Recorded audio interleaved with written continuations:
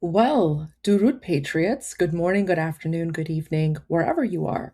Welcome to tonight's evening edition of The Goldie Show, where I give you my geopolitical commentary and analysis, drawing on my expertise, not only as an Iran expert, but also as a former Canadian politician of 7 years. I was in politics for 10 years, elected official for 7.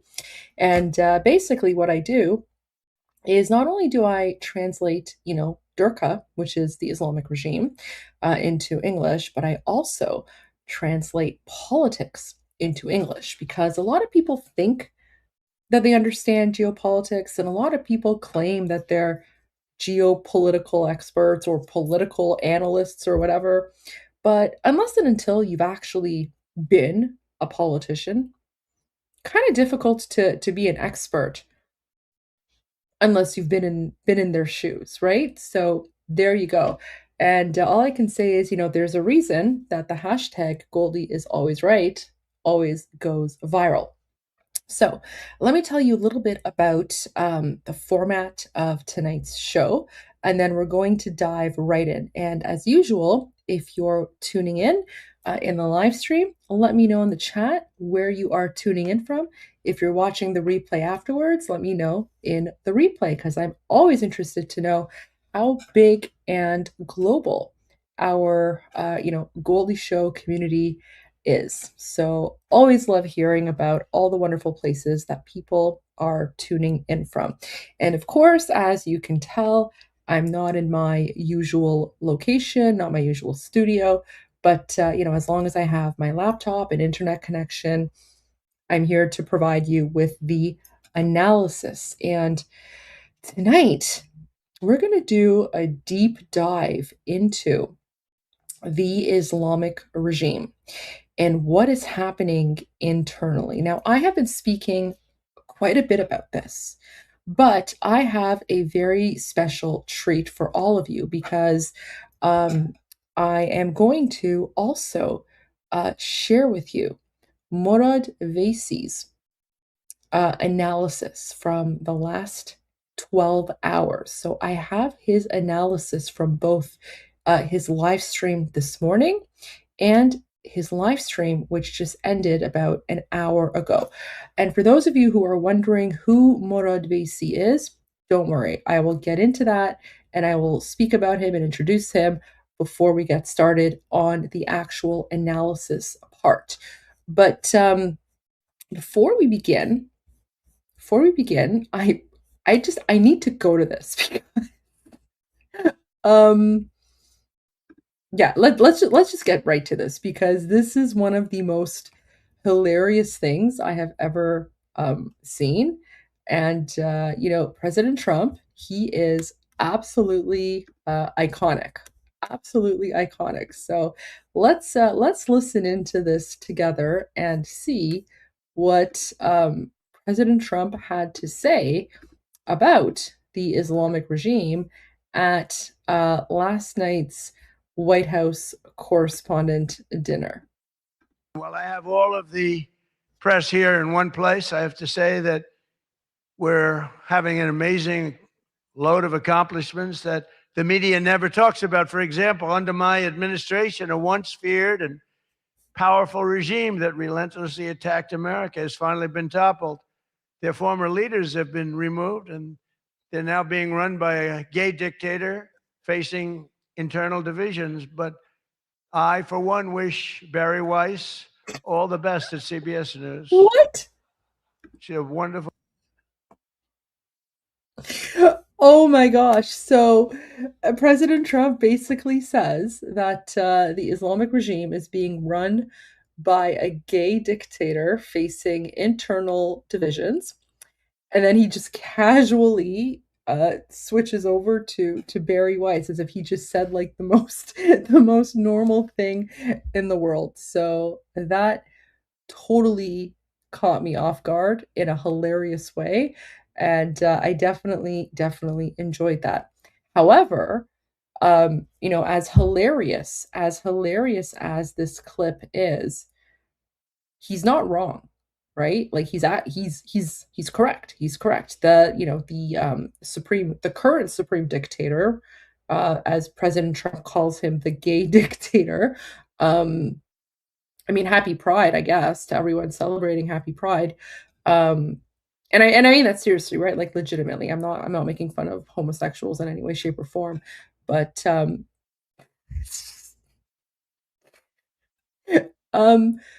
he's not wrong when he mentions the internal divisions, right? Like the game of Durka, right? It's like the jihadi version of the Game of Thrones. So, there's a lot of questions about, okay, is there a ceasefire? What's happening? Is President Trump going to negotiate or, whatever? So I'm going to, because I know you guys have been hearing a lot of things in the mainstream media. Usually on the Goldie Show, I will provide like some news clips from mainstream media and comment on that. But I'm not going to do that tonight, for a number of reasons. First of all, like I'm a little bit limited on time.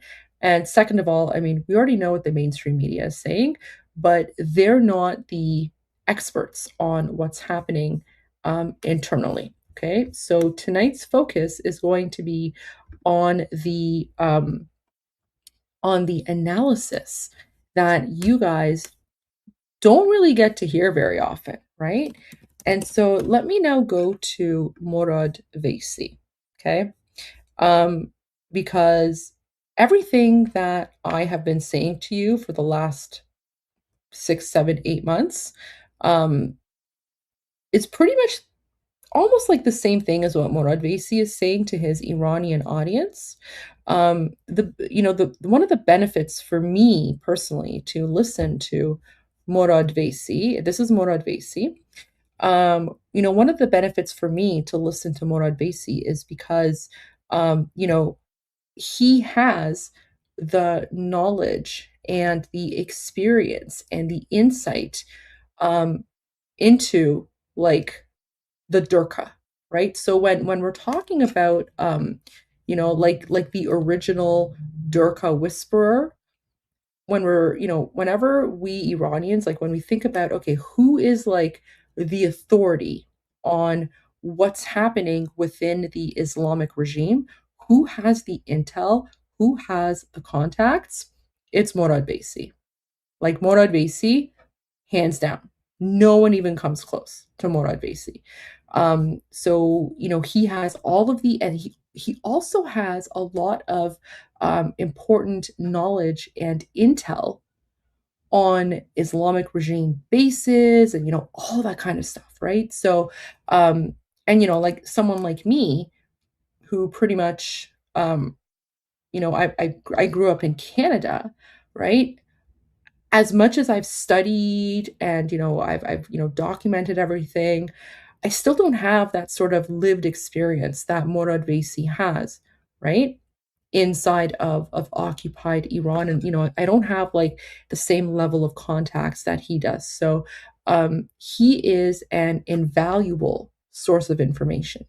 And, during my own live streams, I do actually share a lot of info that he gives on his YouTube channel in Persian.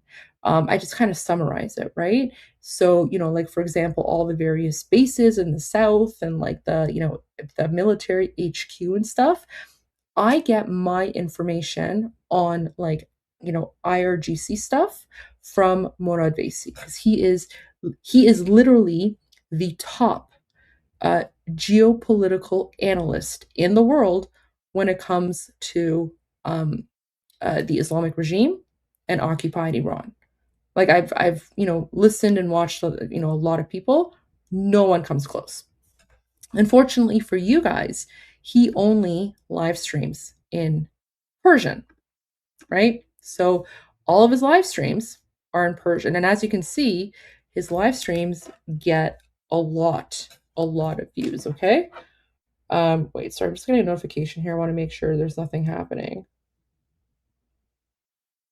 All right, anyway, so as you can see, like, his lives, right? He usually does 2 a day.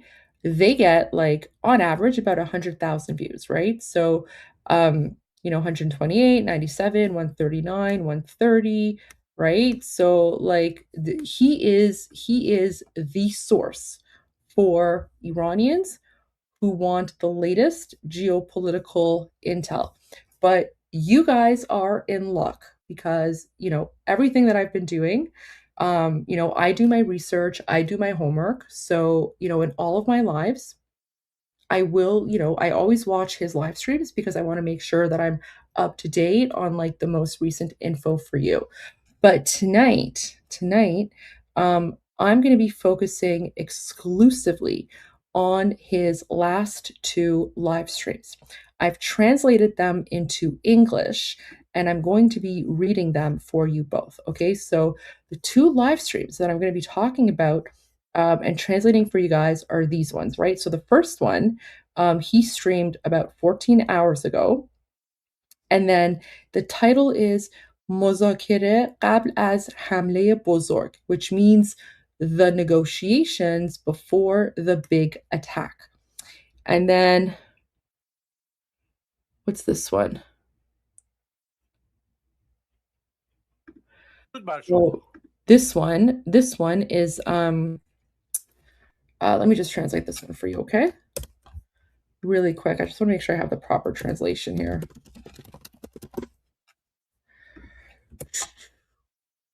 Oh wow. Okay. Oh whoa. Okay, guys. So this is like the most recent one. I got it prepared, but I didn't actually read the title because I've been a little bit busy.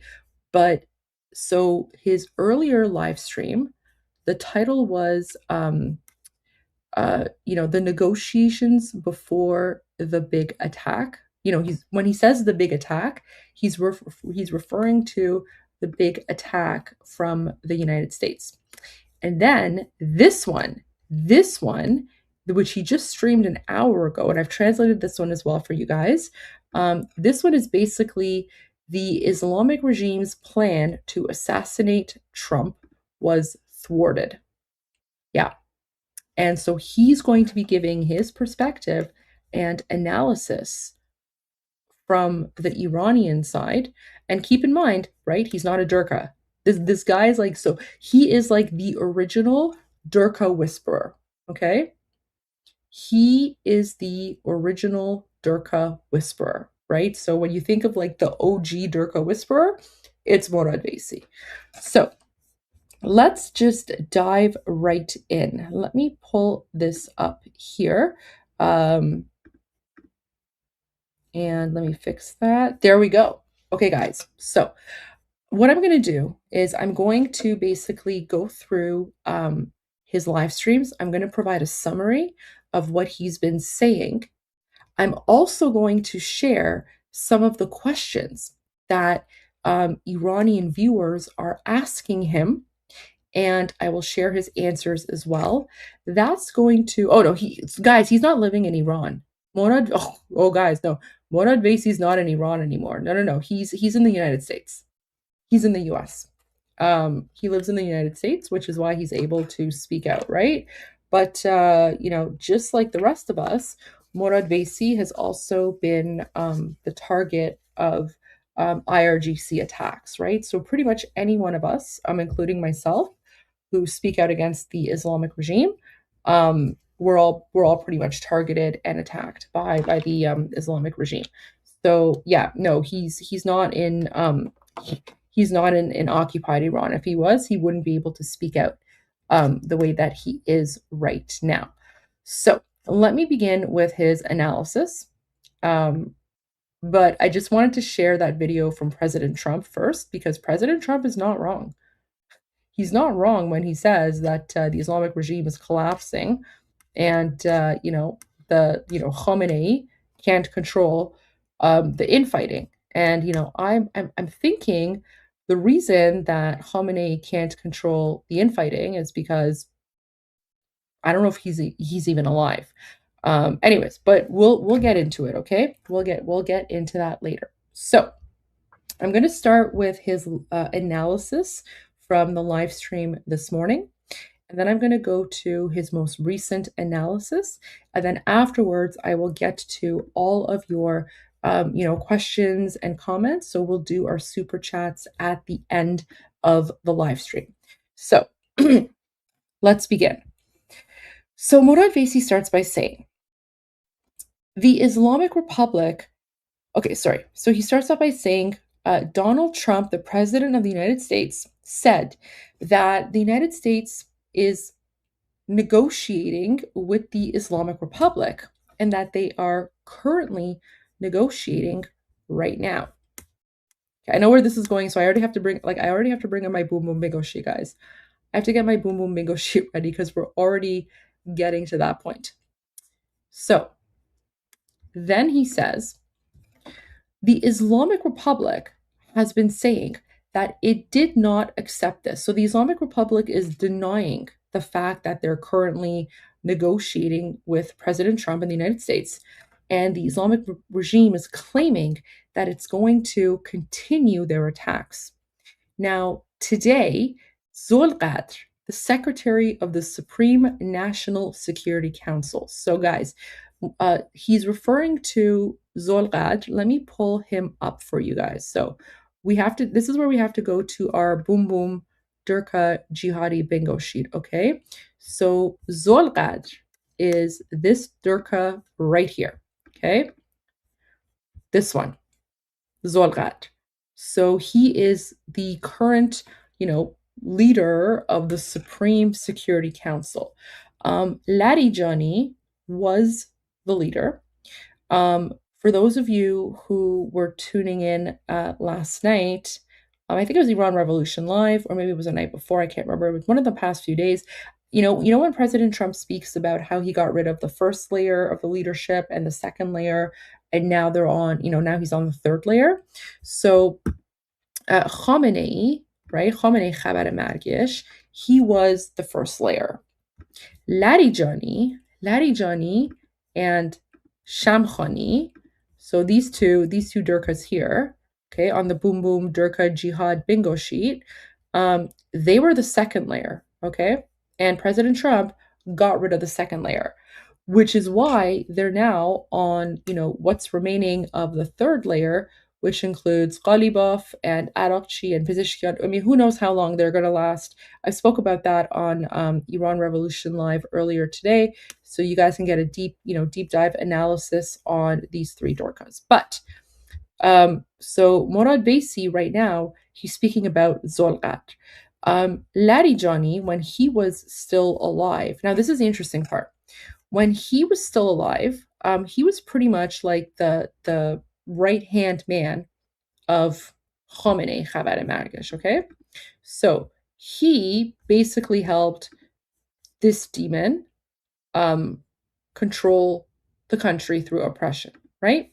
And Larijani, just like Khomeini, he was one of the key people responsible for the mass slaughter of Iranians back on January 8 and 9, okay? So he was pretty much the architect of the massacre of Iranian people. So they're all like every single person on this Boom Boom Durka Jihadi bingo sheet is an evil Muslim Nazi that belongs in hell. But this one in particular, right? Just next level of evil. This one, and then of course this one who's still alive, the chief executioner, Ijay. Anyway, so this guy, Zolqadr, he is, technically Larijani's replacement, right? So when the United States and Israel boom boomed Larijani and sent him back to hell where he belongs, this guy, Zolqat, replaced Larijani. And if you recall earlier today on Iran Revolution Live, I was sharing footage of Pezeshkian, the, president of the Islamic regime, who was claiming that Khomeini, the dead supreme dictator, not the gay one. So remember, when President Trump is talking about the gay dictator, that's this one here. Okay, that's the son, the bastard son of the demon hellspawn. That's this one. But sorry guys. So remember earlier today, Pezeshkian, the president of the Islamic regime, was claiming that when he was still alive, Khomeini, even though Khomeini has been chanting death to America for the last 47 years, Khomeini actually wanted Pezeshkian to secretly negotiate with the Americans and come to a peace deal, right? So that's happening. However, Zolgat, who's now pretty much replaced Larijani, and the Supreme Security Council is, like these people are, much more powerful and influential than the rest. Okay. So you would think that the president would be in charge. But again, keep in mind, we're dealing with a totalitarian, authoritarian dictatorship, right? So the word president or election or whatever, it doesn't mean anything. It's pretty much all garbage because these things don't exist. Like civil liberties, political rights, they don't exist in an authoritarian dictatorship, right? These are just labels that they put on people to try and fool non-Iranians into thinking that they are like some sort of, democratic system, even though they're literally an authoritarian dictatorship, right? So, wait, I don't know what's going on here. A lot of trolls are coming out tonight. Wow. You know what? Maybe it's like, maybe it's like a full moon. It's like a full moon. Like all the Durkas are out. But anyway, so going back to Zolgat, okay? So earlier today, Pezeshkian was claiming that Khomeini, before he died, secretly told him and told no one else that he actually wants a peace deal with the United States. Meanwhile, Zolgat, right? This guy is actually, way more powerful than the president Pezeshkian. Zolgat is saying that they refuse to negotiate with the Americans, the great Satan. And Zolgat is saying, this guy here, let me zoom in on him so you guys can see him better. So Zolgat is saying that the Islamic regime, the IRGC, will continue the attacks. And today, Zolgat came out with a statement saying that targeted strikes will continue until the enemy, right, the United States, the great Satan, until the enemy completely surrenders. So this Durka, this insane Durka, he's one of the people who's, one of the people in control who's part of the game of Durka, right? So he's basically vying for power. So he, as literally an insane Durka, said that the strikes by the Islamic regime and the Islamic Revolutionary Guard Corps will continue until the United States surrenders. Really? Okay, so there you go. And then he continues, and he says, every column of smoke in the region means that an American military, economic, or financial center has been targeted. Okay, so Zolgad basically wants this war with the United States to continue until the United States surrenders. Do you see how insane they are? Like, literally, do you see how insane they are? Anyways, so, but here's the thing. Because remember, I've always been saying for like, I don't know, forever, if their lips are moving, they are lying. So even though in public, Zolgat is, beating his chest and he's like, oh, like, we're going to continue attacking America until they surrender unconditionally to the Islamic regime. However, and even though they're denying the fact that, the negotiations are happening, Morad Vaisi has intel, and Morad Vaisi in his live stream earlier this morning confirmed that the Islamic regime is in fact negotiating behind the scenes, which once again means that President Trump is right. So even though there are certain elements within the mainstream media, the Western mainstream media, who are claiming that President Trump is lying or that the negotiations aren't happening, because, they'll rely on Islamic regime state media outlets, right? As legitimate news, which it's literally not. So while the mainstream media is claiming that, these negotiations aren't happening, the Islamic regime is, in fact, secretly negotiating. Now, here's the thing. This is where the analysis gets interesting, because Morad Vaisi is saying that, according to him, it appears that before launching a major attack, President Trump is giving the Islamic regime one final diplomatic opportunity. Now, keep in mind, this diplomatic opportunity, it does not mean that the Islamic regime can build, nuclear weapons or do whatever they do. No. Guys, remember, I have been saying from the very beginning, President Trump has always said unconditional surrender. That unconditional surrender can happen in one of two ways. It can happen through a deal where the Islamic regime surrenders unconditionally, or it'll happen through the boom booms. Okay?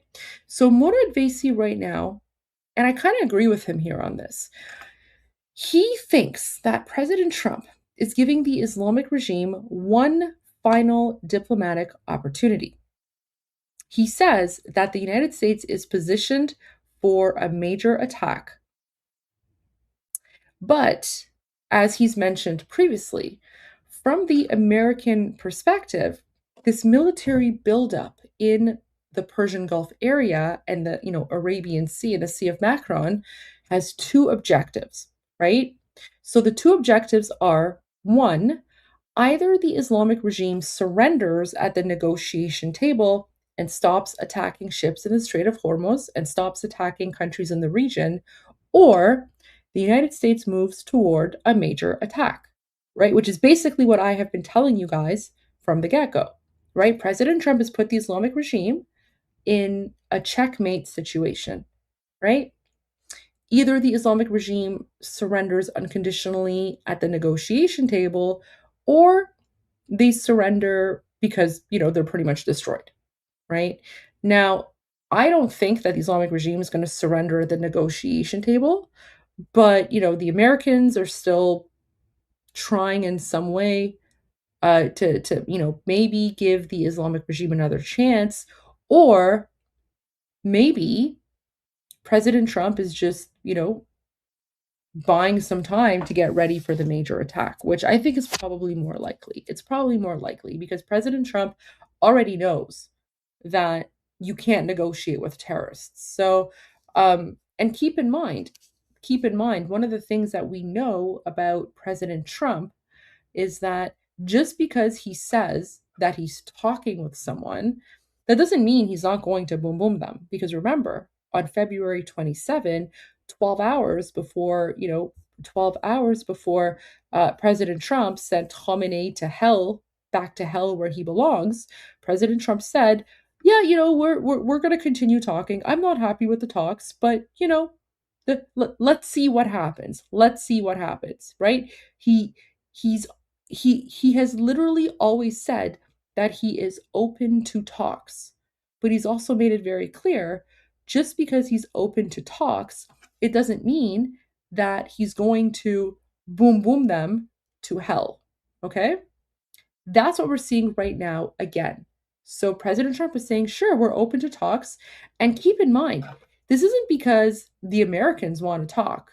This is because the Islamic regime behind the scenes is literally begging. They're begging the United States to stop attacking them because they see that the writing is on the wall. Okay? So that's what I wanted to share here. So that's who you need to know from the Boom Boom Durka bingo sheet, right? Zolgad over here. Anyways, let me continue. So it appears that before launching a major attack, President Trump is giving the Islamic regime one final diplomatic opportunity. The United States is positioned, but here's the thing. Here's the thing. Sorry, one more thing, because this is too good. Okay, this is too good.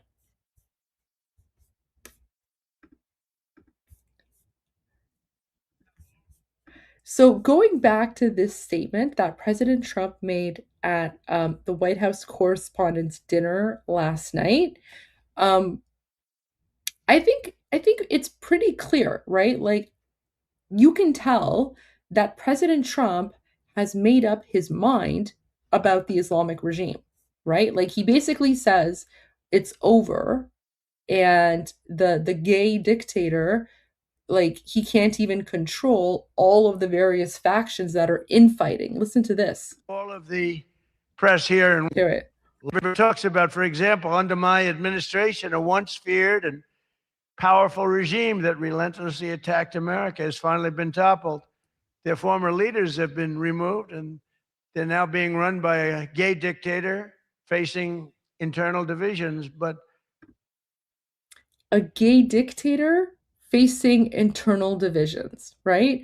Everyone is laughing about or commenting on the gay dictator part, but not a lot of people focused on the fact that President Trump is confirming the internal divisions, right? The internal divisions that I have been sharing with you guys for the last 5-6 months, right? So President Trump at the White House Correspondents' Dinner just confirmed that the game of Durka is happening, right? The internal divisions, right? So President Trump's made up his mind. He's made up his mind about this. So, um, and again, President Trump is giving sort of one final opportunity, diplomatic opportunity. And I'm going to get into why I think President Trump is just giving them one final opportunity, right? And it's not because It's not because President Trump is like, all right, I'm just going to sit back and like twiddle my thumbs. No, there's a reason that President Trump is giving them a few more days to come to their senses, even though we know they won't. But there's a reason why. That's because Prime Minister Benjamin Netanyahu, the Prime Minister of Israel, will arrive in the United States on Monday. He's going to meet with President Trump on Tuesday, and then he's going to leave the United States on Wednesday. Okay? So it seems as if, if I was going to make like an educated guess here, it seems as if President Trump is pretty much saying to the Islamic regime, you have, you have until Prime Minister Netanyahu leaves the United States to surrender at the negotiation table, right? So the question here really isn't whether or not the United States is going to attack, because President Trump has made it very clear that they are ready, willing, and able to attack. So the question right now with this conflict is whether or not the Islamic regime will surrender politically at the negotiation table, or whether they will just, Allahu Akbar Jihad Durka, and just say that, we're going to defeat the United States. And then, of course, the United States will boom boom them.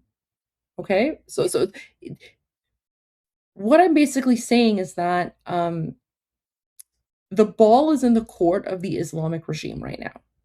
The ball is in the court of the Islamic regime. President Trump has given them two options: you surrender diplomatically, or we boom boom you to hell.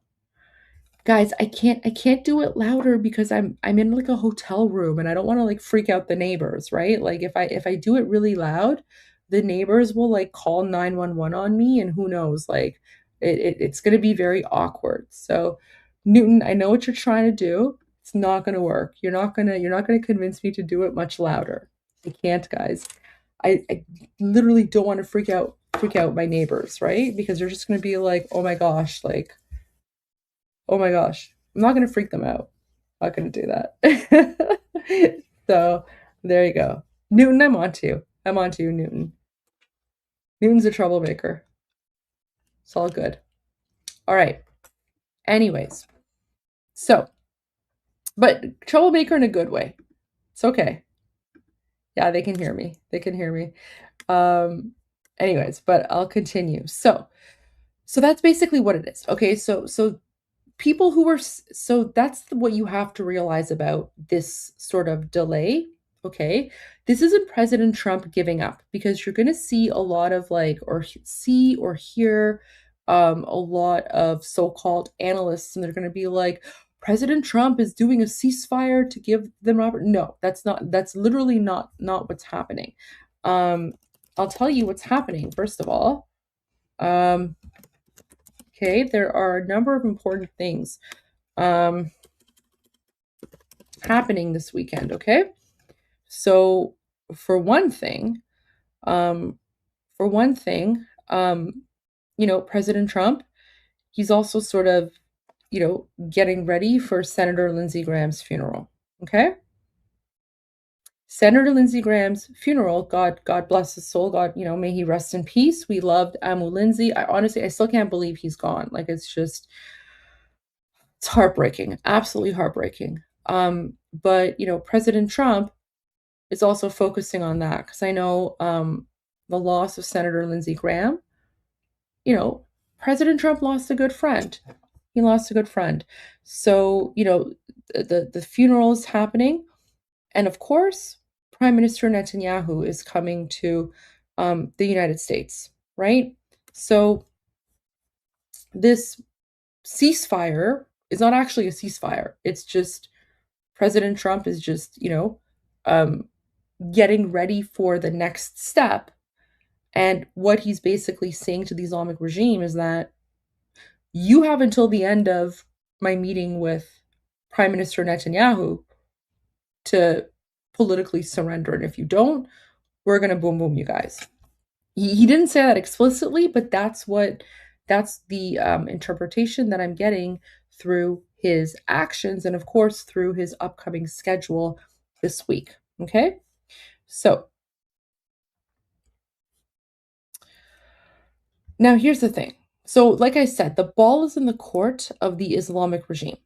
And so, really, the only question that we have, and the only question that you should have as well, and the only question that the mainstream media should have is whether or not the Islamic regime will surrender politically under this intense military pressure and buildup, whether they're going to stop attacking ships and countries in the region or not. Now, because this Durka here, right? Remember this Durka, Zolgad, let me pull him up, because Zolgad here earlier today said that the strikes against the Americans and their bases will continue until America surrenders, right? This is where President Trump comes in with his statement that, the gay dictator, this one here, right? He can't even control the internal divisions that are bubbling up. So, sure, President Trump's comment was funny, but you have to pay attention to the underlying truth behind what he was saying. Okay? So that's what you need to know about that particular statement. Now, let me continue. So, if the Islamic regime does not surrender politically by the time Prime Minister Netanyahu leaves the United States, then the meeting with Prime Minister Netanyahu on Tuesday, President Trump and Prime Minister Netanyahu, that meeting could lead to a decision to launch a major attack. I mean, I think that's actually pretty likely because Prime Minister Netanyahu, right? He's not visiting the United States, just because he's, I don't know, craving, I don't know, like American hamburgers or American hot dogs or something, right? Like he's not going to the United States because he's craving like American beer, right? This isn't like a leisure trip, okay? And it's his schedule is very, very short, right? I'm trying to like I'm trying to see like how to say that because like when I talk about like people visiting like, Iran, I'm like Netanyahu, like I would say something like, g- actually, so I actually said this in one of my news interviews, right? I basically said because people like this is from a few months ago, and someone was asking me like, why is there like why is President Trump sending so many military assets to the region? And my response was, well, I guarantee you, President Trump isn't sending like a third of the Navy to the Persian Gulf because he wants the best Iranian kebab recipe, right?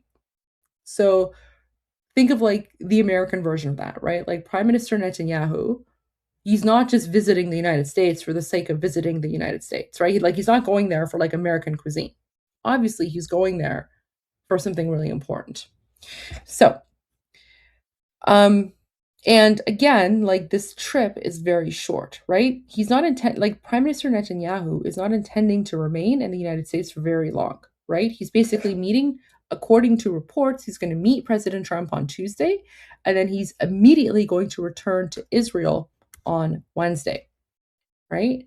Now, Morad Vaisi thinks that one of President Trump's primary objectives is sending so much military equipment to the region, including 100 fighter aircraft and bomber aircraft to Britain, because he wants to intensify military pressure and carry out attacks against deeper targets, which could include Tehran, right? Tehran is the capital, in order to force the Islamic regime to retreat.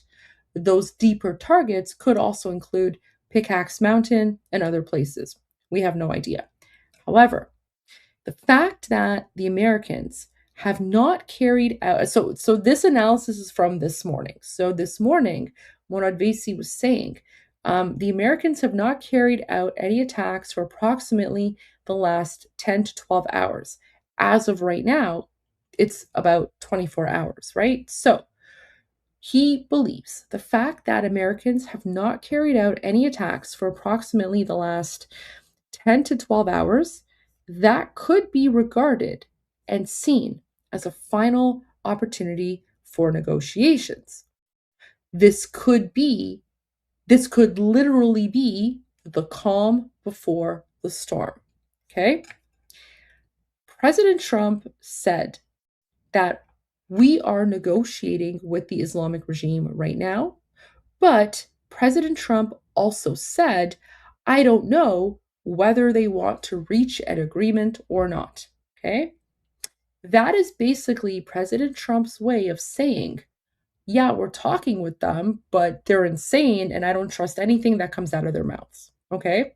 So when President Trump says, I don't know whether they want to reach an agreement or not, that's basically political speak for they're insane. I don't trust them. They're crazy. Okay? Now, Morad Vaisi says that, President Trump is saying that the reason for the pause in attacks is that the Islamic regime is negotiating with us right now.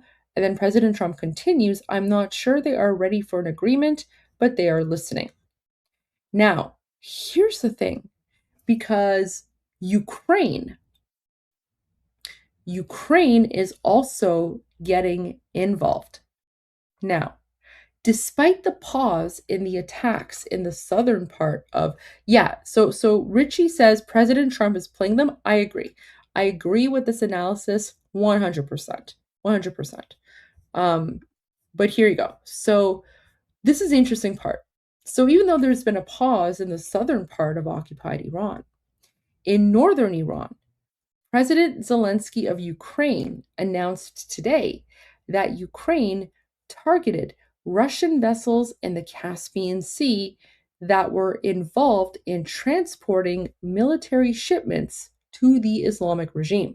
Keep in mind, both China and Russia have been supporting the Islamic regime.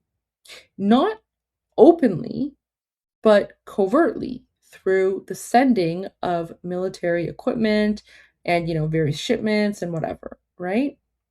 Now, this is actually where it gets spicy, because President Trump will say things and then people will just freak out and they'll be like, oh my gosh, like President Trump is supporting dictators, or, like some, it's just like low IQ nonsense, essentially, right? Oh, wait. Where's my stuff here? Where's my bookmarks? Like they'll basically say like low IQ,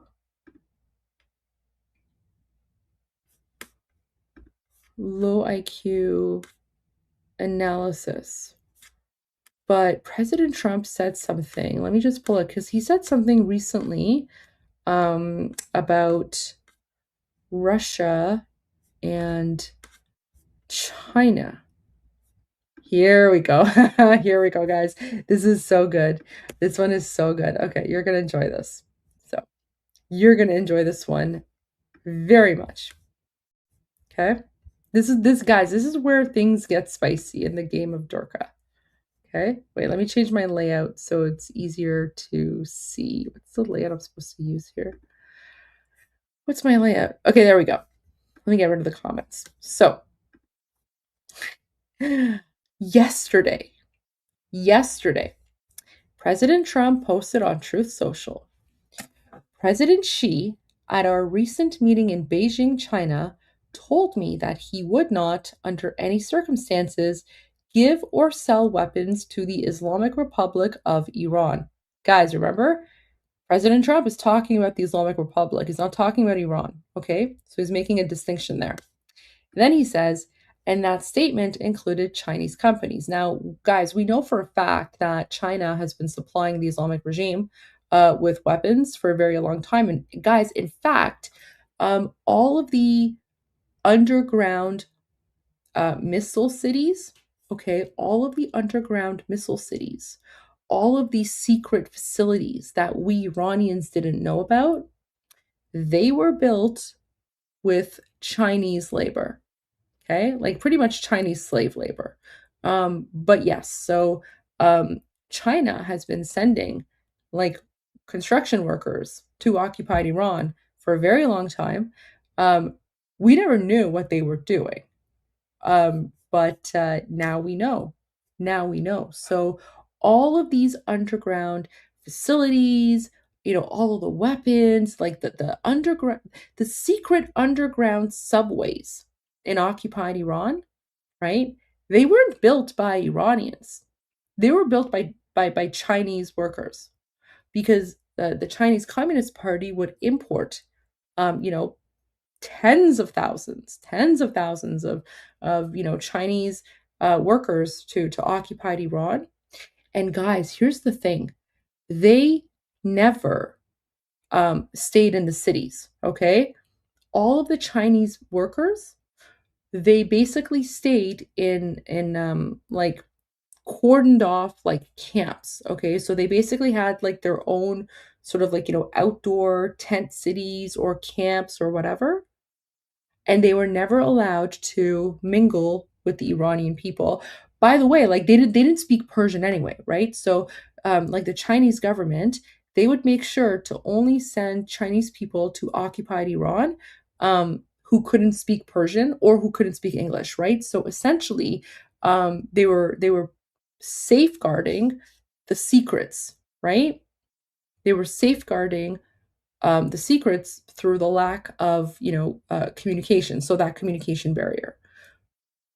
So yeah, like everything, guys, pretty much all of the underground missile cities, the subways, everything, right? Even these secret underground nuclear facilities, right? Especially the three that the United States boomed last year, that's all built by the Chinese. It wasn't built by Iranian people, because if it was built by the Iranian people, at least one person would have leaked something, okay? Everything was built by the Chinese, and like all these Iranian people for literally for decades, Iranians were like, what are all these Chinese people doing here? Not that like Iranians are racist, but it was just like, why is there a sudden influx of like Chinese laborers? Why are they living in like some segregated camp outside of town? And why are they living in like a government restricted area? Right? So, really fishy stuff, but we didn't know anything about it. Right? Anyway, so President Trump yesterday says that, China's not selling weapons. Yeah, okay. China literally built the underground, you know, missile cities in occupied Iran. But anyway, so then he says, considering our relationship, I take him at his word. And besides, I am doing him very big favors also. Likewise, President Putin, despite the horrible war going on in Ukraine, the relationship remains as it does with President Zelensky, told me that he would not sell weapons to Iran. He understands that I do not sell weapons to Ukraine, but to NATO countries. They pay full price, and how those weapons are distributed, I have no idea. Therefore, two major countries that people speak of often in terms of Iran are, in my opinion, not participating. Now, here's the kicker. If they did, it would be very bad for them. Certainly not in their best interests. Thank you for your attention to this matter, President Donald J. Trump. Okay? So, this is a statement yesterday from President Trump. And now today, we get the news that Ukraine attacked Russian vessels in the Caspian Sea that were involved in transporting military shipments to the Islamic regime. President Zelensky said that military cargo was being shipped to the Islamic regime and that Ukraine targeted those shipments in the Caspian Sea. If that is the case, then this makes it very awkward for Russia because President Trump has now caught Putin in a lie, in a very big lie, right? Because President Trump, like guys, like this is how the tactic works. Okay, this is his strategy, right? Like when someone like, especially like a dictator or whatever, like someone unreliable, when they say something to President Trump, right? Like he'll call them out and he'll be like, "Okay, yeah, that's great. Look." And then so basically like yesterday, he literally says, he's like, "Guys, everything's cool because Russia and China told me that they're not selling weapons to occupied Iran, right? So all good." But then he also says if they were, it would be very bad for them. Certainly not in their best interests. And now today we have confirmation that Russia has been secretly transporting military equipment to the Islamic regime. So let's see how this situation, this very awkward situation with Russia, plays out. Okay? But I digress. Let's get back to the analysis. So now here's the thing. Contrary to the pause that has taken place in recent hours in the southern front, in the Persian Gulf, in the Strait of Hormuz, and against military activities, where there has been no bombing, in the Red Sea, the crisis is escalating. Okay, so even if you look at Shin, because I have been monitoring Shin, obviously, I literally constantly monitor Shin's account. And this is a really interesting thing about what Shin has been posting recently. So let me change my layout here. What's the one I like? Sorry guys, what's my layout? There we go. This is the layout. Okay. So if you notice, okay, for the last several hours, or for the last 48 hours or 24 hours, I should say, it, it all of a sudden went from, boom booms by the United States against the Islamic regime to all of a sudden it all became about the Houthis versus Saudi Arabia. And keep in mind, the Houthis are a proxy of the Islamic regime, right? So it's literally all just like updates about the boom booms, right? Even photos and images, it's all updates about the boom booms with between the Houthis and Saudi Arabia, right? Like we're not getting any news about Iran. The whole thing has been Saudi Arabia versus the Houthis. And again, the Houthis are a proxy of the Islamic regime. So, what does that actually mean for the conflict between the Islamic regime versus the United States? Well, let me pull up my notes and I'll continue here. So, Saudi Arabia and the Houthis are exchanging fire with greater intensity. And Saudi Arabia announced today that it has intercepted 2 Houthi missiles. Air raid sirens sounded at the Yanbu oil export terminal on Saudi Arabia's Red Sea coast. Saudi Arabia's civil defense organization said that the attack threat had been repelled and that the Houthis had attacked Jizan and Yanbu. Jizan is in southern Saudi Arabia, while Yanbu on the country's western coast is Saudi Arabia's most important oil export terminal on the Red Sea. In the Persian Gulf, Saudi Arabia's most important oil export terminal is Ras Tanura. So let me pull up these cities for you because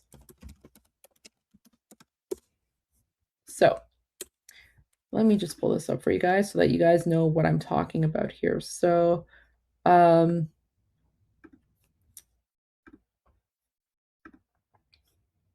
okay. So if we pull up this map of Saudi Arabia, change my layout here. Sorry, guys. literally like low tech on my laptop in a hotel room late at night, bringing you the updates. So this map of Saudi Arabia, okay? So where's Yanbu? Okay, that's Jizan down there. I think Jizan's one of the cities I was just talking about. Where is it?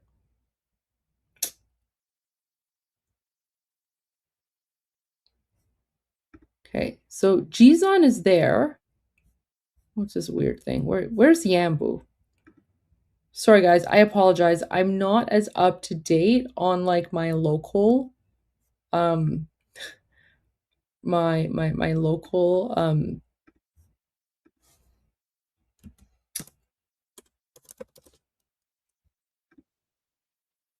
okay. And the other city was, let me just find it and then I'll pull it up on Google Maps so that you guys can see what I'm talking about here. It's the other one, Ras Tanura.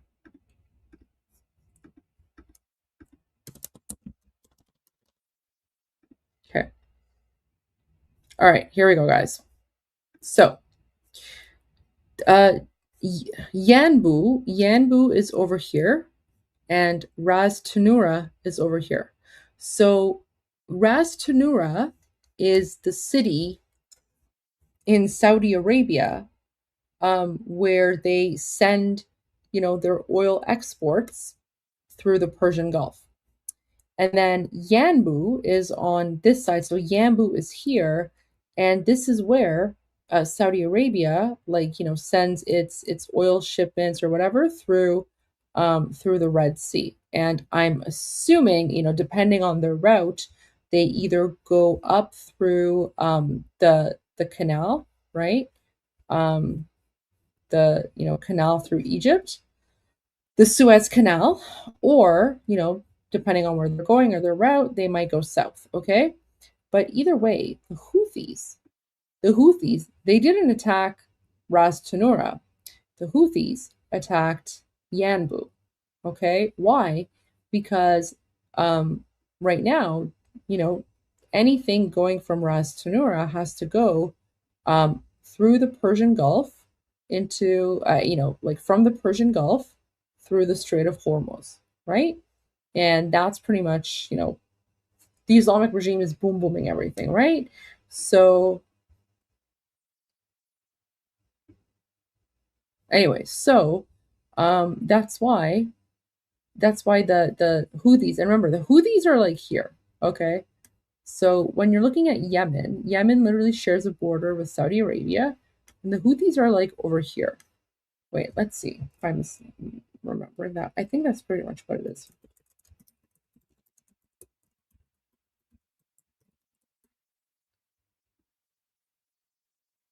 Yeah, there we go.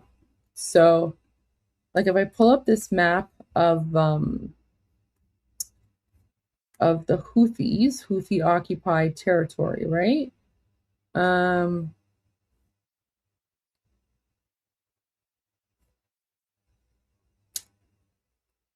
Okay, I want the Houthi map.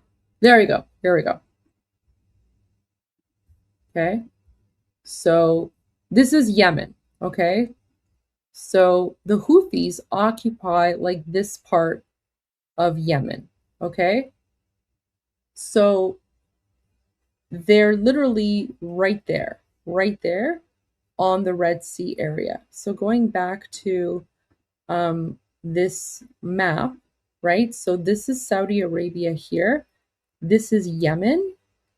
And the Houthis are like in this area here, okay? Like this area. So whenever you're hearing about boom booms between, the Houthis and Saudi Arabia, it's not very far, right? It's not very far because the Houthis are literally here, and of course this entire area is Saudi Arabia. So the reason the Houthis are attacking the western coast of Saudi Arabia is because they're trying to prevent oil shipments on this side. And if you guys recall, a few months ago, I was actually speaking, like before anyone else was even speaking about Bab el Mandab, I was speaking about Bab and Mandab, right? This part here, Bab and Mandab. And I was saying that when things escalate, the Islamic regime, eventually they're going to activate the Houthis, and the Houthis are basically going to be responsible for trying to either block or prevent or destroy oil shipments from this side, from the Red Sea. Okay, so that's the part about the Houthis. So that that gives you a little indication of sort of how the Houthis fit into this conflict. Okay, so let me continue now. Now that you guys know where like these Saudi Arabian cities are, so because of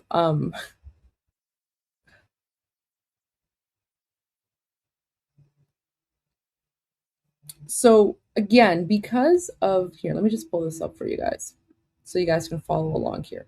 So normally, guys, normally for Saudi Arabia, Ras Tanura is their most important oil export terminal. Okay. But because of what's currently happening in the Strait of Hormuz with the Islamic regime, their ships in the Persian Gulf are unable to pass through. And Ras Tanura is their major oil exporting terminal, which means that they now have to shift the majority of their exports from the Persian Gulf to the Red Sea so that they can pass. And that's, of course, the port of Yanbu. However, with the Houthis now starting the fight and the boom booms against the Saudis, right? The Houthis, with the direction of the Islamic regime, are making it unsafe for Saudi Arabia. So essentially, what the Islamic regime is doing is they are attempting to block oil exports from Saudi Arabia from both east and west. Okay, east and west. The Islamic regime and the IRGC, of course, on this side of the Persian Gulf, and the Houthis on this side through the Red Sea. Okay? So keep that in mind. And remember, we were all kind of wondering, when will the Islamic regime activate the Houthis? Well, it's happening. And let me tell you something, guys. Money talks. Money talks. So the fact that the Islamic regime is now blocking Saudi Arabia from exporting oil from not just its major terminal, but like literally its second major terminal, the Islamic regime is not going to last for much longer, because I can't think of the last time that the Islamic regime effectively blocked oil exports. Now, of course, they've been threatening it. They've been threatening it for the last 47 years, right? Because that's what they do. But they've never actually put their money where their mouth is. And I don't think they're going to last very long. I don't think they're going to last very long, right? Because this is going to impact a lot of people. Anyways, so let me continue with my notes here, although you know what? I'm not going to share my notes with you. Let me put up like a nice graphic so you guys can follow along with the graphic here. It's probably more interesting for you guys visually. So, anyways, so in response to the Houthis attacking Saudi Arabia attacked two more provinces in Yemen. And the conflict between Saudi Arabia and the Houthis is continuing to expand. And guys, keep in mind, whenever you hear the word Houthi, think Islamic regime, because the Houthis are one of the proxies of the Islamic regime. And if you recall, one of President Trump's major terms, right? One of the major things that he wants the Islamic regime to agree to is to stop funding its terrorist proxy groups in the Middle East, right? So, stop funding Hamas, stop funding Hezbollah, stop funding Hashd al-Shabi, and stop funding the Houthis. And the Islamic regime refused, right? The Islamic regime said that they will never, ever stop support for their terrorist proxy groups. Why? Because the Islamic regime relies on their terrorist proxy groups to bully and control the Middle East. And now they are activating their terrorist proxy groups once again, right? So by activating the Houthis, not only are we now dealing with potential economic disruption in the Persian Gulf, but we're also dealing with potential economic disruption in the Red Sea. Okay? And I told you this was going to happen. I think I said this maybe 3 months ago, 2 or 3 months ago, when I started explaining to you guys the geography of, Bab el-Mandab and Yemen. I said to you guys, this is like before this was even anywhere on the news, right? Like this was literally before it was anywhere in the news. I said, guys, keep an eye on the Houthis, keep an eye on Bab el-Mandab and the Red Sea, right? And now it's finally being activated. So, and this is actually like a death sentence for the Islamic regime. This is a death sentence for the Islamic regime. Because this pause from the United States seems to be the calm before the storm. Okay? And Morad Vaisi agrees with me. Because he says that with the deployment of equipment and this powerful demonstration of readiness for a major attack, the United States is attempting to, or trying to, force the Islamic regime to accept its demands at the negotiation table without going to war. I don't think that's going to happen, but the United States is giving a few more days' time, pretty much until Prime Minister Netanyahu leaves the United States, right? Now, Morad Vaisi says this, and I agree 100% with him, that let me pull this up. So, if the Islamic regime does not reach an unconditional surrender agreement at the negotiation table, all signs indicate that the United States will carry out a major attack. And those of you who've been, following me and tuning into the Goldie Show every evening, that's pretty much been my analysis for the last several weeks, where I've said, every single thing that I see, all the signs and indicators lead me to believe that the United States is preparing for some major boom booms. And Morad Vaisi's latest live stream analysis agrees with everything that I've been saying to you guys for the last week or so. Okay? Now, I want to turn to Israel for a little bit. And of course, the Islamic regime. So, like I said, Prime Minister Netanyahu is going to arrive in the United States on Monday. He's going to speak with President Trump on Tuesday, and he's going to leave on Wednesday. At the same time, despite the pause in attacks over the past several hours, Zolgat, and I mentioned this earlier, but I'm going to do more of a deep dive, okay? So Zolgat, remember, that's this Durka. Let me pull up the Boom Boom Bingo sheet. Zolgat, okay, this one. He is saying that the Islamic regime will continue the targeted attacks. But now, here's where it gets interesting. This is where we now do a deep dive into the game of Durka, right? It's like the Game of Thrones, but it's like the Allahu Akbar Muhammad Jihad version of the Game of Thrones, right? So it's literally all like the Durkas going after one another, and they're like, right? And they just attack one another. So we're now going to do our deep dive analysis into the game of Durka. Because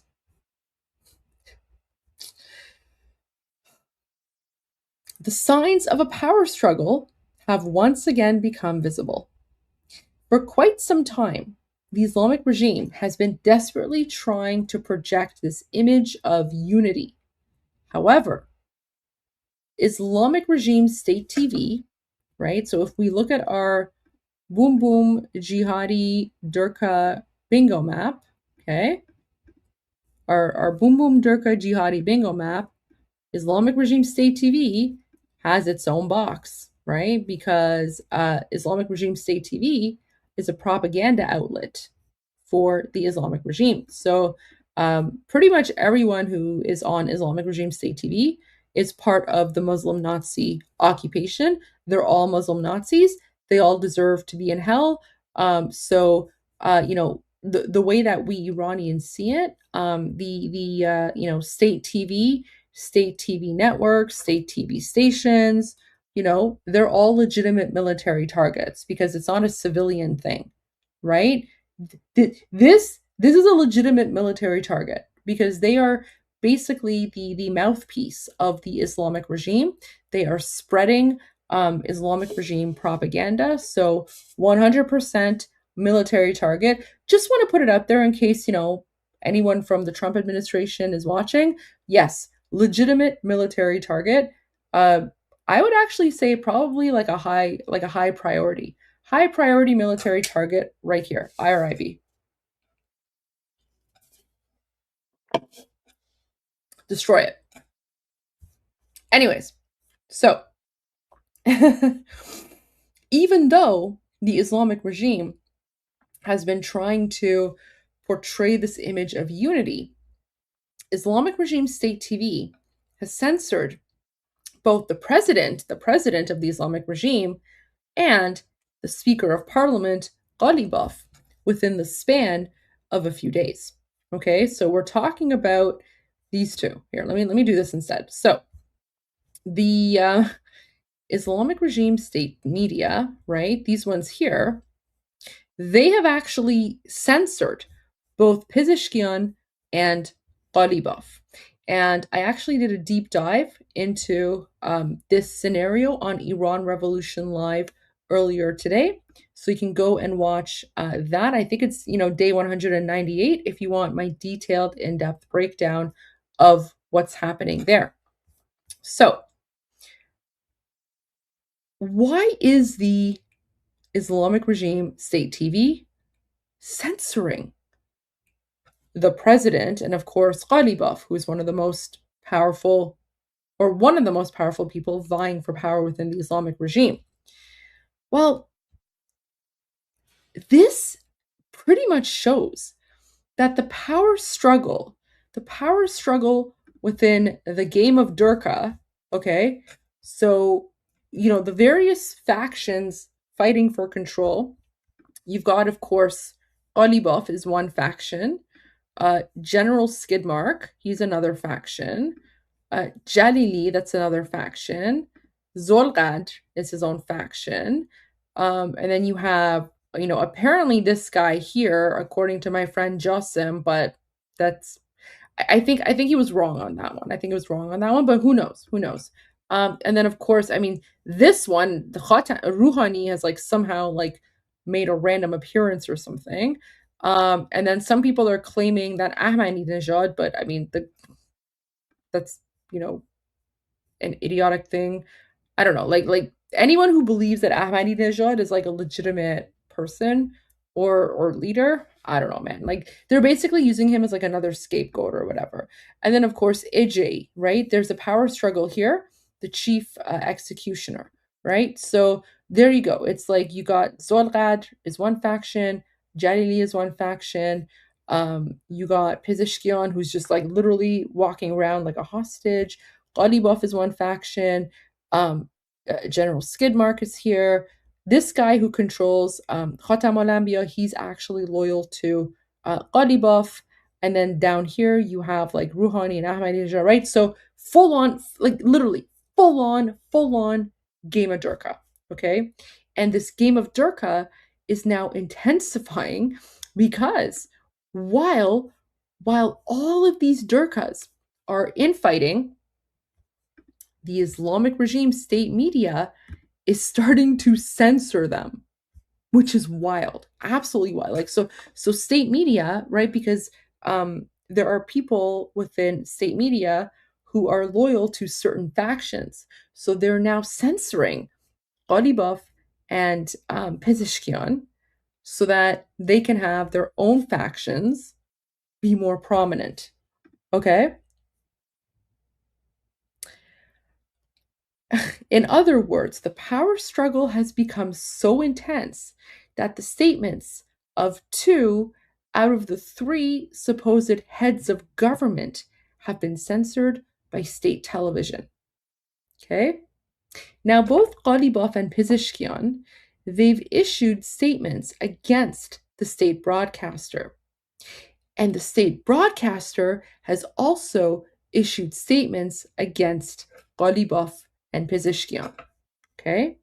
So state broadcasters on, Islamic regime state TV, they're saying our path is a path of unity, and Mujtaba's remarks were the remarks of unity. Okay, so Mujtaba, again, that's the President Trump called him the gay dictator. Okay, so basically, the state media, right, like these random unelected people, again, pretty much everyone in the Islamic regime is unelected, right? But I mean, at least like with these ones, like they kind of like fake pretend to have like fake elections or whatever, right? Even though it's all like predetermined. But at least here there's still like some sort of semblance of like an election, right? Even though it's not really an election. But these people are not even elected, right? Like they're just like appointed. They're just appointed. They're just there. And these people actually are now fighting with Ghalibaf and Pezeshkian and even Araqchi as well. And they're saying that, these people, the so-called, ones who were elected are wrong, right? So this would be like the equivalent of C-SPAN censoring President Trump, and then, like I don't know if C-SPAN has broadcasters, but imagine like, the head broadcaster of C-SPAN coming out and like calling out President Trump and saying like, we need to have unity right now, President Trump. You're not like, you're wrong. You need to listen to us, right? That's kind of like, and as crazy as it sounds, because we live in normal Western democratic civilized countries. um that would be like the closest sort of example that I can think of to like what's happening in occupied Iran right now, right? So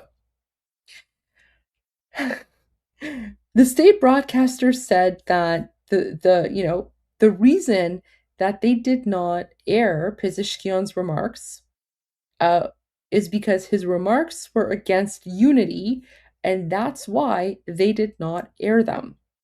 Now, yeah, but no, Kitty, so I do I understand that, but I'm like MSNBC, CNN, ABC, that's not the that's not the best analogy to use because those are private owned networks. Okay? So a privately owned network can say and do whatever they want, right?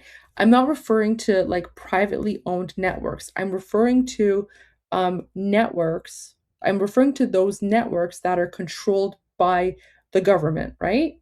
Like the government networks, yeah. And also, there are no private networks in occupied Iran. Yeah, so exactly, it exactly. So BBC would be like, yeah, exactly, 100% BBC, right? So like within occupied Iran, there are no private networks because keep in mind, it is a totalitarian dictatorship, right? There is no freedom of press. There is no like private media networks. Every single TV channel, every single news outlet, everything, every single magazine, every single radio station, all of it is controlled by the Islamic regime. Okay? So every single TV channel is an Islamic regime channel, right? Like there's no media outlet within occupied Iran that is separate from the government. Everything is owned by the regime, and everything is a propaganda mouthpiece for the Islamic regime. As insane as that sounds, because like in normal Western democratic countries, right? You have your government channels, and then you have private networks and private companies. But yes, David is absolutely right. It's literally like Goebbels propaganda. It's all propaganda, okay? So you literally cannot be like a broadcaster inside of occupied Iran unless you are part of the Islamic regime, right? So that's the difference here. I know and I'm not gonna lie, like it's kind of difficult to wrap your head around it if you haven't actually experienced it, right? But I mean, it because it's such an insane thing to think about, right? Like this is the kind of like stuff that you read about in like, George Orwell's 1984 dystopia, right? Like if has anyone read 1984? Right? Like, that Orwellian dystopia in 1984 with like Big Brother, and Big Brother controls everything? That's pretty much the Islamic regime, right? That's pretty much the Islamic regime. The Islamic regime is like Big Brother, and they control everything. The Islamic regime even has a technology to like monitor you through your camera phones, right? And they do. They literally, like that's how they track down Iranian freedom fighters, is through their phones. So if you've read the book or you've seen the movie, yeah, the Islamic regime is like the Durka jihadi Allahu Akbar version of Big Brother, except it's like a million times more evil. Okay? So yeah, if you've read George Orwell's 1984 dystopia, that's pretty much like Islamic regime 101, except Islamic regime is even worse. Even worse, right? Animal Farm too. Animal Farm is another good one. Definitely recommend Animal Farm, especially the part where like the pigs are like all animals are equal, but some animals are more equal than others. Yeah, that's exactly the Islamic regime, right? So yeah, so that's why I'm just refer like, yeah, that's the only way I can like think about it. And like guys, like I guarantee you, if I like tune into like Durka News TV right now, I don't know if I should. Like I haven't like tuned into like Durka News in a long time. And like I don't know if I want to like re-traumatize myself. But you know what? Just, as an example, here we go. Let's do this together. Like if I have to suffer, you guys can suffer with me. Okay? So, here is like Durka News Network, okay? So, literally, guys. So, see how it says watch all IRIB channels live? So, literally, every single TV channel in occupied Iran is part of the IRIB. Like there are no like normal regular channels, right? Most people just have satellites, right? And satellites are illegal, right? But most people have satellites so that they can just like watch, international TV or whatever. But all right, let's just tune in and see what's happening here. So و روی ما خراب شد خبر شهادتون اول خب هر داغدار کرده هم نمیدونیم اصلا با چه زبانی با چه حالی بگیم شاید واقعا متاثریم هممونم دیگه امیدواریم که یه I جوری don't know what this is. Yeah, of course, it's not quality's not the greatest because I don't have like the best internet connection, but here we go. Let's go to a different channel. All right. همونجور که رهبری کردن توی مملکت ما و مملکت ما رو سرفراز نگه داشتن. Maraz or dad Anyway, so that's like that's that one.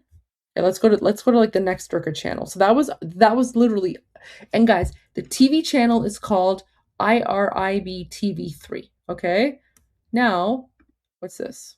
Let's go to IRIB TV2. What's happening here?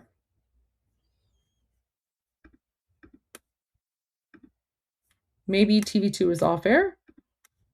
Right. Okay, maybe IRIB TV2 is off air, offline or something. Who knows? Let's see if I can find it on a different channel.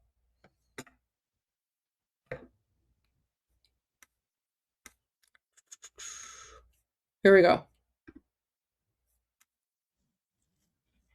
Okay. Wait, that's like a replay. That's like an unauthorized replay. So yeah, guys, there you go. So on the sports channel, it's like the replay of Brazil versus Norway. Now let's go to IRIB1. What's this? Why is it muted? What's wrong with your garbage TV channels? There you go. من مادر تخصص در درست کردن میگو پلو داره. نه بابا. بله بسیار. اول من با تو رو دعوت کنم. Oh wow. Okay, so these two Durkas on Islamic Regime State TV. Oh, by the way, this is live. This is live. What time is this? What time is it in Iran right now? So it's 7:33 in the morning, and so I guess so this is like the Durka jihadi version of like the breakfast network, or I don't know, whatever, right? It's like breakfast channel, and at 7:30 in the morning, the guy's literally saying like, my mother is an expert on making rice with shrimp. Yeah, they're talking about rice with shrimp. برید ما صبح خیر ایران رو میاریم اونجا. خب باشه. آره واقعا. من که کاملا آماده و حی و حاضر. خیلی خوب. آقا بر اساس تصویری که پشت سر ما ملاحظه می‌فرمایید، خب که خیلی‌ها در مسیر رسیدن به حبیب خودشون آقا امام حسین علیه السلام هستن. اون محبوبشون در واقع. ما امیدواریم که بتونیم محب خوبی باشیم تو این مسیره که قدم داریم برمی‌داریم و خیلی‌ها همونطور که در ابتدای برنامه‌ام گفتم از طریق مهدی جان. Okay, so basically they're like, okay, so guys, this is like this is a breakfast channel. This is live. So see how it says Zinde? So Zinde means live. So basically on like we're like watching Durka jihadi news breakfast, like this is like their breakfast show, right? He basically said, oh, the image that you see behind me, this represents all the people that are currently on the path, on the war for like Hussein. You know, basically they're talking about jihad, right? So they literally went, like the guy literally went from talking about how his mother makes like the best rice with shrimp recipe, which, you know, polo morgue is pretty good. And then they literally do like a 180 and they're like, oh, by the way, this image behind us represent jihad and like the fight against the great Satan. آخه میدونی یه بار توی جایی که ما فعالیت میکردیم رئیس اون شرکت گفتش که آقا ما برای کسایی که خونه ندارن میخوایم خونه بسازیم. خیلی ها رفتن گفتم There you go. So داشتن اومدن گفتم ما هم میخوایم. کار به جایی رسید اصلا از خیر کار گذشت، گفت دیگه نمیخوام اصلا براتون خونه بسازم، ول کنید.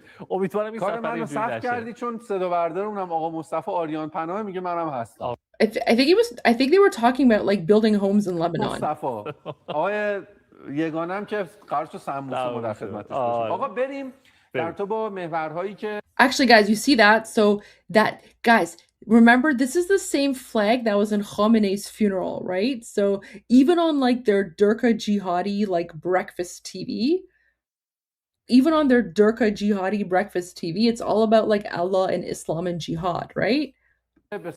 کرمی رئیس پلیس راه فراجا که به صورت تلفنی باشون گفتگو می‌کنیم، باعث افتخار هستش. سردار سلام، صبحتون بخیر باشه. خوشحالیم با شما صحبت می‌کنیم. سردار سلام. بسم الله الرحمن الرحیم. بندم خدمت شما دو تا. Do you see that? So like, okay, they're speaking with a Sardar. Wait. Oh, Sardar is like a command. Oh God, they're speaking with an IRGC. Guys, they're speaking with an IRGC person. So literally on the the morning breakfast channel, right? So guys, think about like your morning breakfast networks in like your own countries, okay? Right? Like breakfast TV. So on breakfast TV, they're talking about jihad, and they're literally like, now they have like I guess an IRGC commander who's calling in, and as soon as they say Sardar, Sardar, hello, the guy literally starts off with Arabic. He's like Bismillahir Rahmanir Rahim, which is like in the name of Allah or whatever, right? البته با وضعیت ترافیکی که مردم عزیزی که میخوان به عنوان زائر تشریف ببرن به نجف و کربلا باید اطلاع داشته باشن. شما یه گزارشی بدید حال و هوای راه‌ها چطوره؟ Okay, so they brought on this guy. Okay, wait, who is this guy? Sardar Ahmad Karimi Assad. Let me find out who this guy is.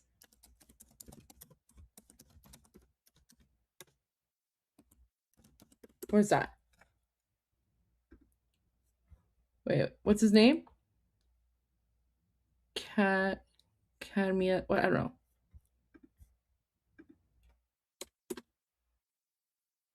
Anyways, so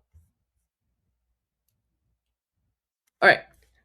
The guy's probably too low level, which is why I can't find him. But either way. So, okay, like again, welcome to the insanity of Islamic regime state TV. So on the Breakfast Network now, their version of like their jihadi like breakfast network, right?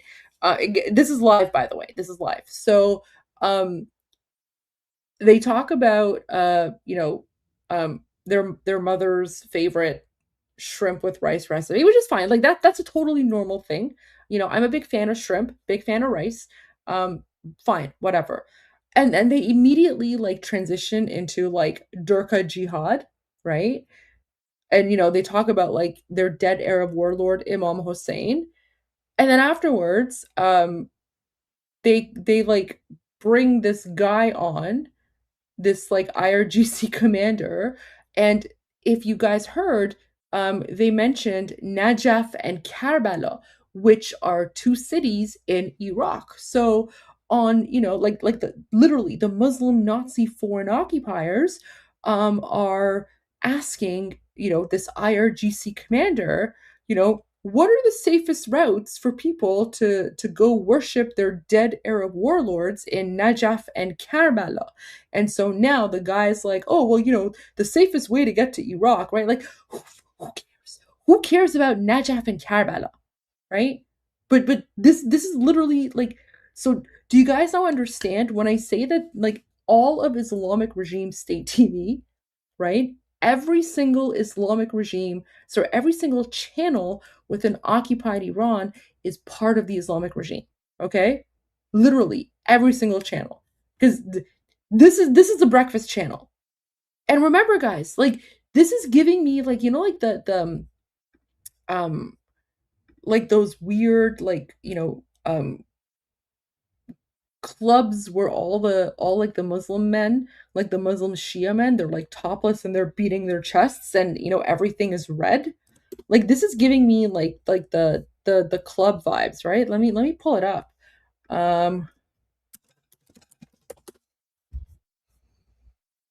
Right? Like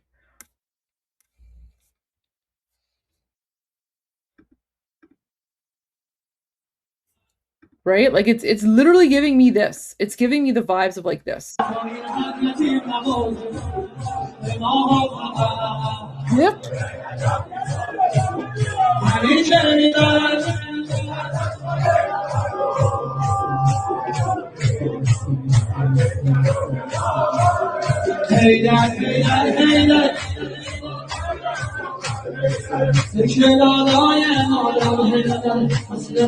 Right? Like these men, these Shia Muslim men, they literally go to these like weird like nightclubs and they're all topless and then just like beating their chests and they're like, hey dad, right?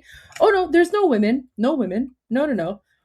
Like, I mean, like these Shia jihadi Durka nightclubs, they put like, gay nightclubs to shame, right? Like they literally like they put gay nightclubs to shame. I'm just saying. It's like the weirdest thing. It's the weirdest thing. By the way, these are the same Durkas that actually murder homosexuals, right? Like they literally murder homosexuals for the crime of being gay, and yet they will go to like these weird topless jihadi nightclubs where they just, it's basically a room that's packed full of like gross, sweaty men, topless, and they're just beating their chests and they're like, hey dad, Hussein, Allah, whatever, right? So there you go. Very bizarre stuff. So this background is literally giving me like Durka jihadi vibes, okay? Anyways, so this was like, what channel was this again? So this was channel 1. Okay, so literally 3 channels, they're all Durka. Let's go to channel 2. Let's see what channel 2 is. Oh, come on. What's channel 2 here? ادای لحن دیالوگ ها یا لحنی که به اون میداد یا میمیک صورت و غیره اون جزء آورده های بازیگر هستش. حالا ممکنه مثلا یه 5% هم بداهه داشته باشه، مثلا بتونه به این چیزا اضافه کنه. یا بله زندگی کردن با این آدما وقتی براش تعریف می‌کردیم که مثلا با ایران لودر ما یه همچین کاراکتری، مثلا یه دوستی داشتیم تو جبهه، چاق بود، بعد معروف هم از نویسنده مثلا. Oh my gosh, he basically just said, oh, I didn't catch the first part, so I don't know what he's talking about, but he literally just like called out his friend for being fat. He was like, oh, I had this friend. Oh, and by the way, he was very fat. Like he's like, chalk means fat. And I'm like, what? مثل موم در اختیار کارگردان باشی با همین ادعا یا چیزی که داری توی رسوایی به شما اینجوری بگم. I don't know, man. I think he's talking about like acting or something, but that was so weird. Like, could you imagine if like you're watching like, I don't know, TV and then some person's like, yeah, why is he fat shaming? Because they're Durkas, because these are literally like low culture people, right? Low culture people, right? So yeah, like you literally, he was just like, I had a friend and he's very fat. And I'm like, what does your friend's weight have to do with the fact that like, anyway, so literally again, low culture people, literally garbage people, garbage culture, garbage ideology, right? Garbage people, garbage culture, garbage ideology. Anyway, so there you go. This is literally live as well. So this is what they're playing. Now let's go to like So guys, this is like the Durka jihadi version of like their 24-hour news channel. ویژه مردم دور این نماد جمع میشن و عهد میبندن که اون فرمایش رهبر عزیزمون که گفتن که ما در خونخواهی و انتقام خون رهبر شهید، کودکان میناب و مردم عزیزمون که به شهادت رسیدن. So basically what he's saying is that the Iranian people, the Durkas, the jihadi Durkas, they will never give up trying to pretty much, avenge the death of their beloved Muslim pedophile dictator. میفته به اونها هم اشاره بفرمایید. بله خدمت شما عرض کنم که در محرم شهر حدود بیش از 50 گروه هنری شامل گروه‌های نمایش، گروه‌های سرود، گروه‌های نقاله‌خوانی. Why does he do you see how disgusting he looks? Like look at his face. Like this whole thing with like the weird half like beard. Ugh.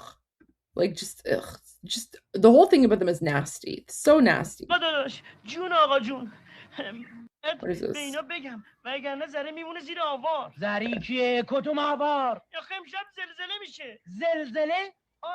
All right.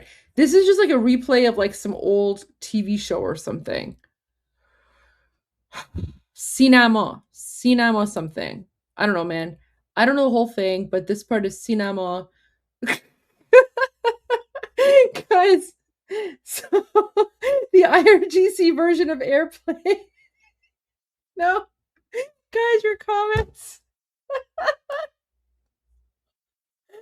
Oh yeah. This is like a Durka sitcom.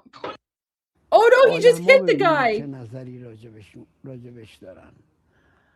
من عرض میکنم میگم حتی عصبانی. Oh, guys, I think this is him. So this is one of the actors in like that old sitcom they were showing. که خدا باید گذشت کنه. اگر راه داشت ازش خواهش میکنم گذشت کنه و اگر گذشت نکرد قرار شد اون دنیا تنبیهمون کنه اون آتیشه رو گاز مرکز بده تو آتیش نندازه یعنی تو شومینه نندازه. شما عاقبت به خیر میشید. انقدر دلها رو شاد کردید انشالله. انقدر حال آدمها رو خوب کردید که مطمئن باشید حال خودتونم خوب خواهد بود. انشالله.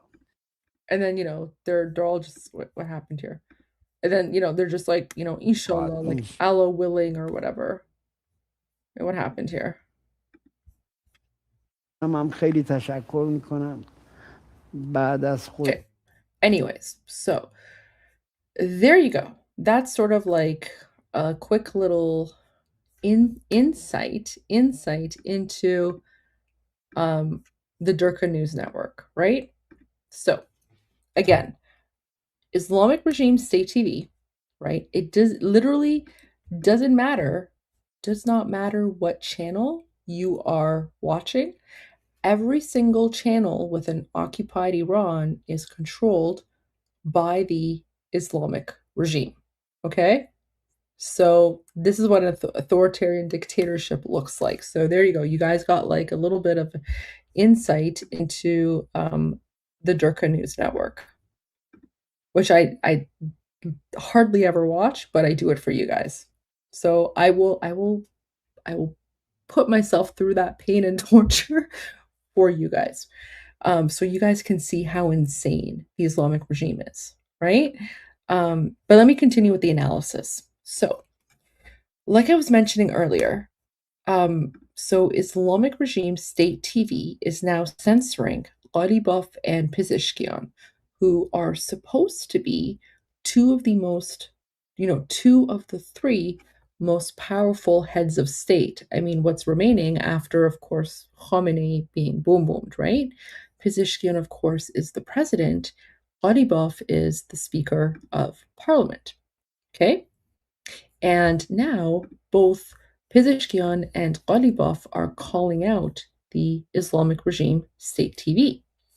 So what's essentially happening is that right now, within the Islamic regime, both sides are issuing statements against one another.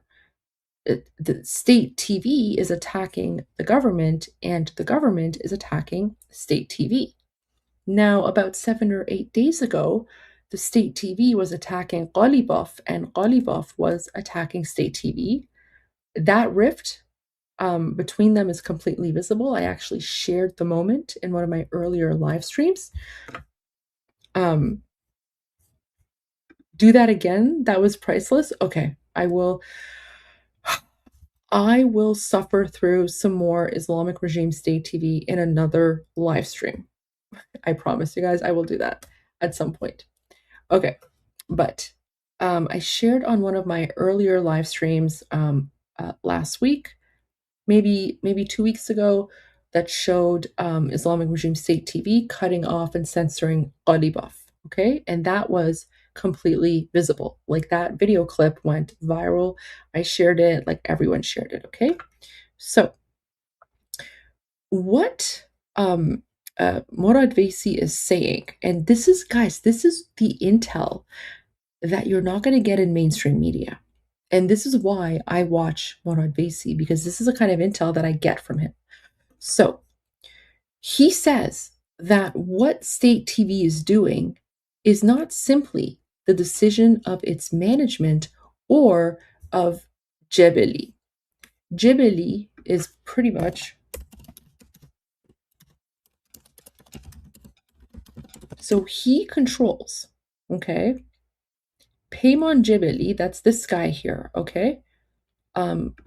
This guy, this Durka.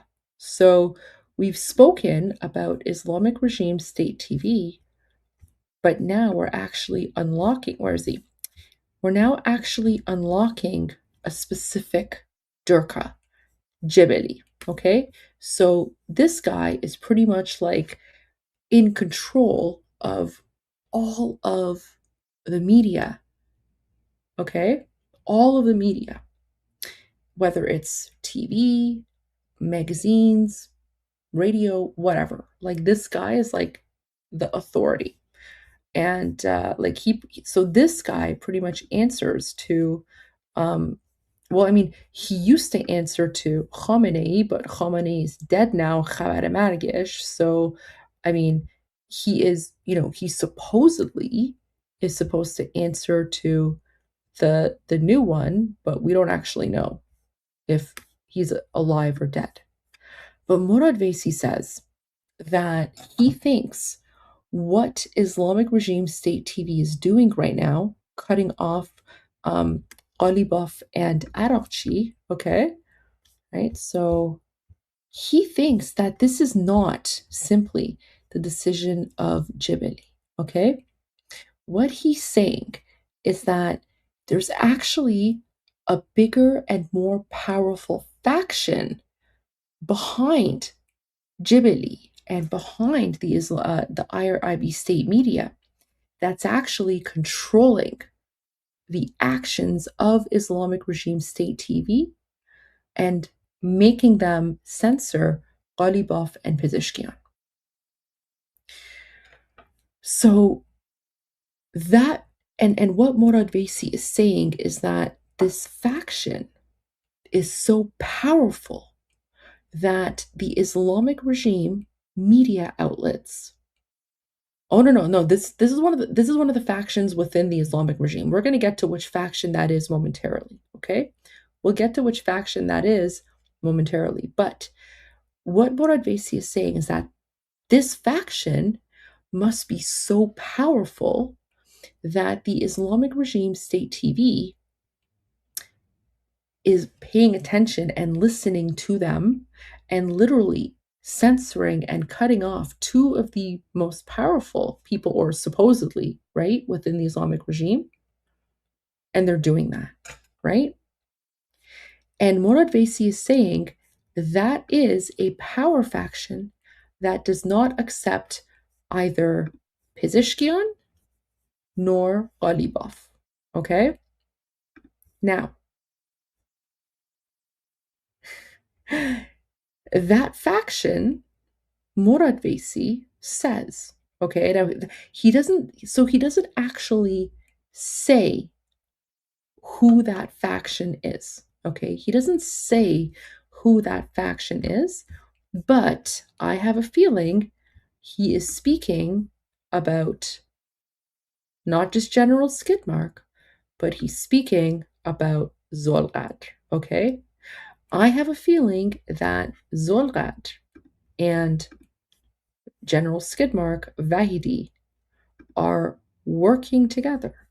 And, these are the, crazy radical elements, right? So that is most likely the most powerful faction. So within the game of Durka, this one and this one are going after this one and this one, and they're censoring them, okay?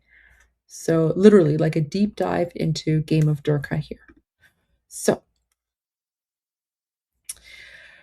now, Murad Vaisi, after that, he then goes into sort of a deep dive analysis into some of the places that the United States has boomed in the last 48 hours. And I want to go over this very briefly with you. So one of the places that the United States boomed in the last 48 hours was a place called Ziba Kenar near Rasht. So let me just pull that up on the map for you. Okay.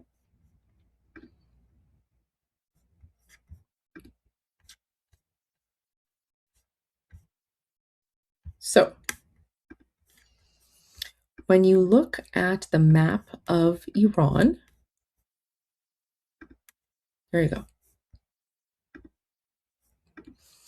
Ziba Kenar is right here, Okay, so Ziba Kinar is kind of like, remember, if this is the head of the kitty cat, those are the ears. This is kind of like the back of the neck, let's say, right? So it's right on the border of the Caspian Sea. Okay, right at the edge, of the Caspian Sea. Oh, Charlie is asking, am I live? No, this is actually a replay. So I'm not actually live right now. You're watching a replay. So no, I'm not live. I'm not live. I'm just very good at predicting the future. That's how I know that you were going to ask this question. I'm teasing. I'm just teasing. All in good fun. Yes, I'm live. I'm live. But anyway, so I'm a hologram construct. Yeah, that's a good one. All good. Not only is she not live, none of this is actually real. You know what? We could totally get into like the philosophy of this, right? Like, is this real life? Are we in a simulation? Guys, we could be in the Matrix for all I know. I don't know. We could be in the Matrix, but there you go. But no, I am live. I am live. Sorry.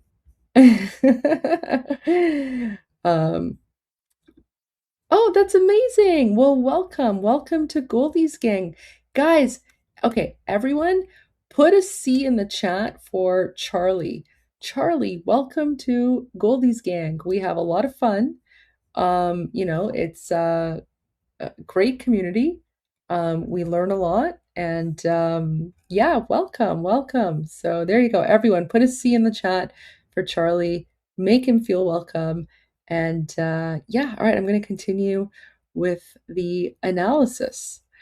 So this is one of the places that the United States boomed in the last 48 hours. So this is what Morad Vesi has to say about it, okay?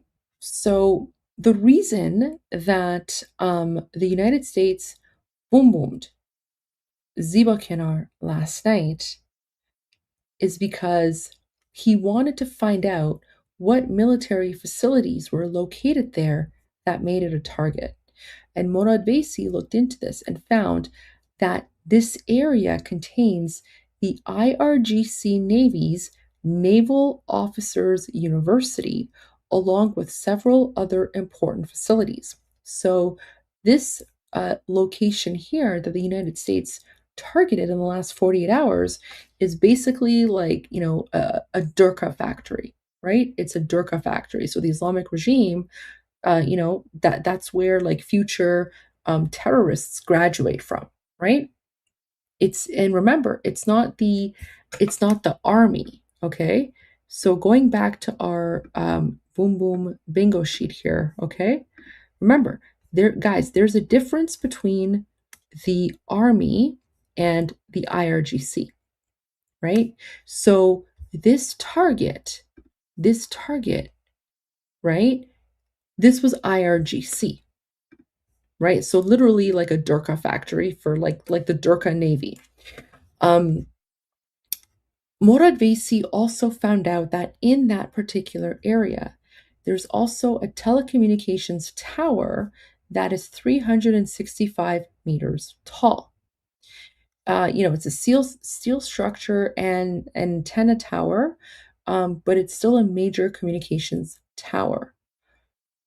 And more importantly, Ziba Kenar is home to, look, I can't even say the name, look,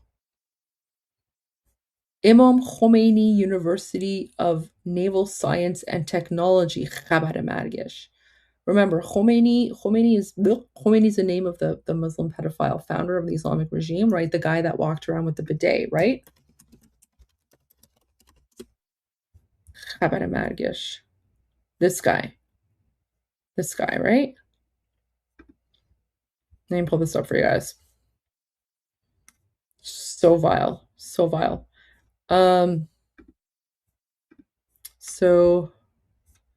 I like to set Nasish here. Where is he? All right. This is, jeez, right? So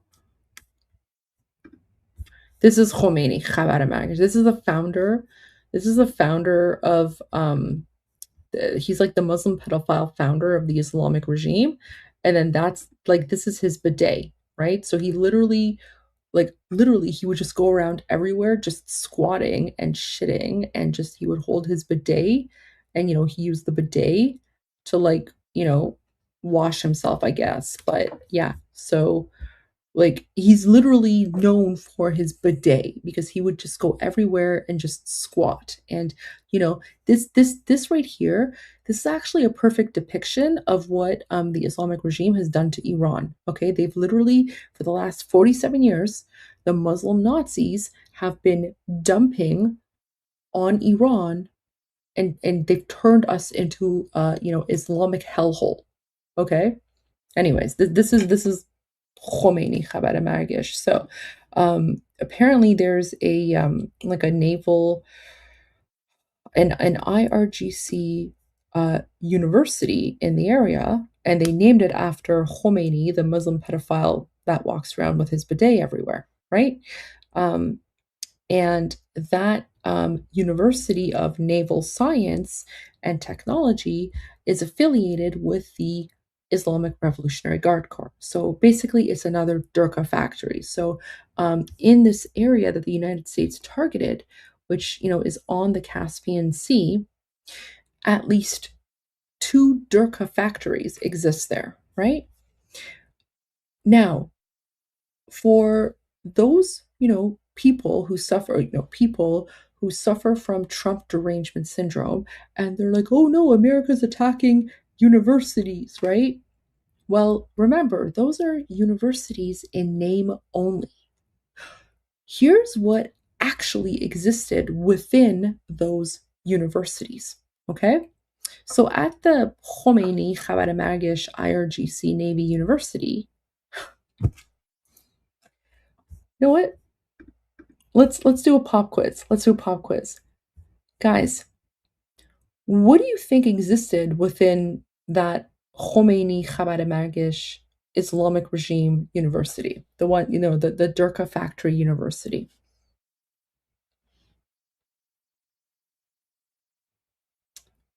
No, Iranians can't answer. You guys know that's Taghallobi. So what do you think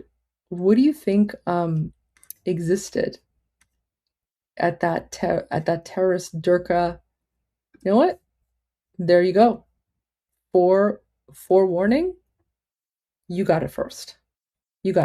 So at this, Durka University, named after their Muslim pedophile founder that walked around with his bidet everywhere, there's a missile faculty. Okay, so within the faculty of missiles, they basically taught future Durkas how to, they taught and trained them on the use of anti-ship missiles, missile launch systems, and the guidance and control of naval missile attacks. I don't know about you guys, but when I went to university, there was not a single course where I could learn how to launch missiles at ships. Right? So yeah, exactly, right? Mostly peaceful missiles, right? So the Islamic regime literally had a faculty called the Faculty of Missiles, and apparently, right, like the within this Durka factory, the Durkas would go, and their entire university degree was based on learning how to engage in terrorism, right? Where you basically learn how to use anti-ship missiles, missile launch systems, and the guidance and control of naval missile air attacks, right? So, and guys, I wouldn't compare this to a military university, right? Like this is not the same thing as West Point, right? Like, do not compare this Durka factory to West Point, okay? Because let me show you what I mean, right? So West Point.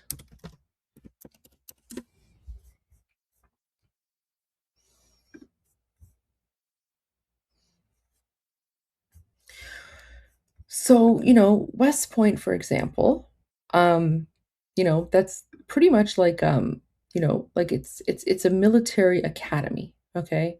But within normal, regular military academies, right? Yes, obviously you're trained in various things, but um in a military academy, that's more on the theoretical side, right?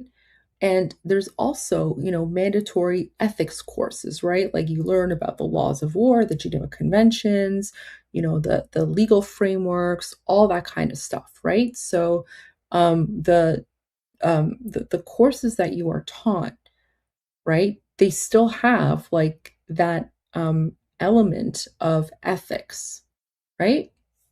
The laws of armed conflict, all of that. This is not actually a university.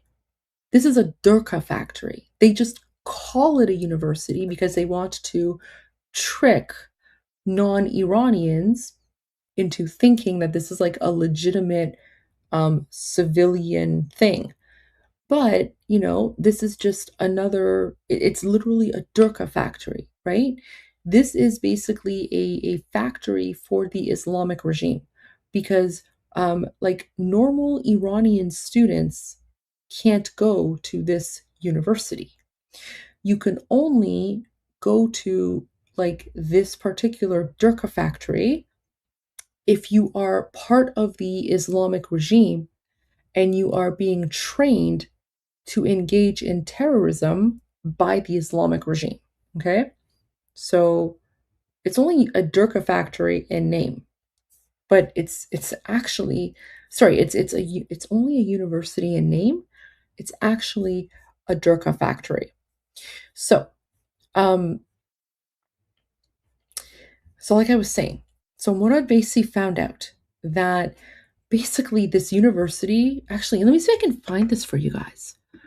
Imam Khomeini University of Naval Science and Technology. You know what? I'm going to look this up, guys, myself. Let's see what we can find, okay?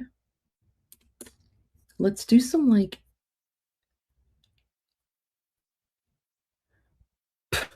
Yeah. Wow. Wow. All right, here we go. So this is the Wikipedia page, but look at that. Like this, guys, see this? Like the logo, even the logo of their Durka University has the Allahu Akbar Jihad flag on it, right? And remember, this right here, this is the modern day version of like the Nazi flag. So imagine if you saw like this emblem, except replace this part with like the Nazi flag. That's pretty much what this is, right? Modern day. So imagine if like, Adolf, I don't know if he did or not, maybe he did, I don't know, but like imagine if Adolf Hitler like built a university to train future Nazis, right? That's what this is. That's what this is. Anyways, yeah, it's located there. See, Military Academy of the Islamic Republic of Iran Navy. No, it's not that one. Oh, okay, sorry, this is the wrong one. This is the wrong one. I don't want Noshad, I want the other one. This one was in a different city. Sorry, because that's the Ugh. Ziba Kenar. I want the one in Ziba Kenar. Sorry, guys. One moment.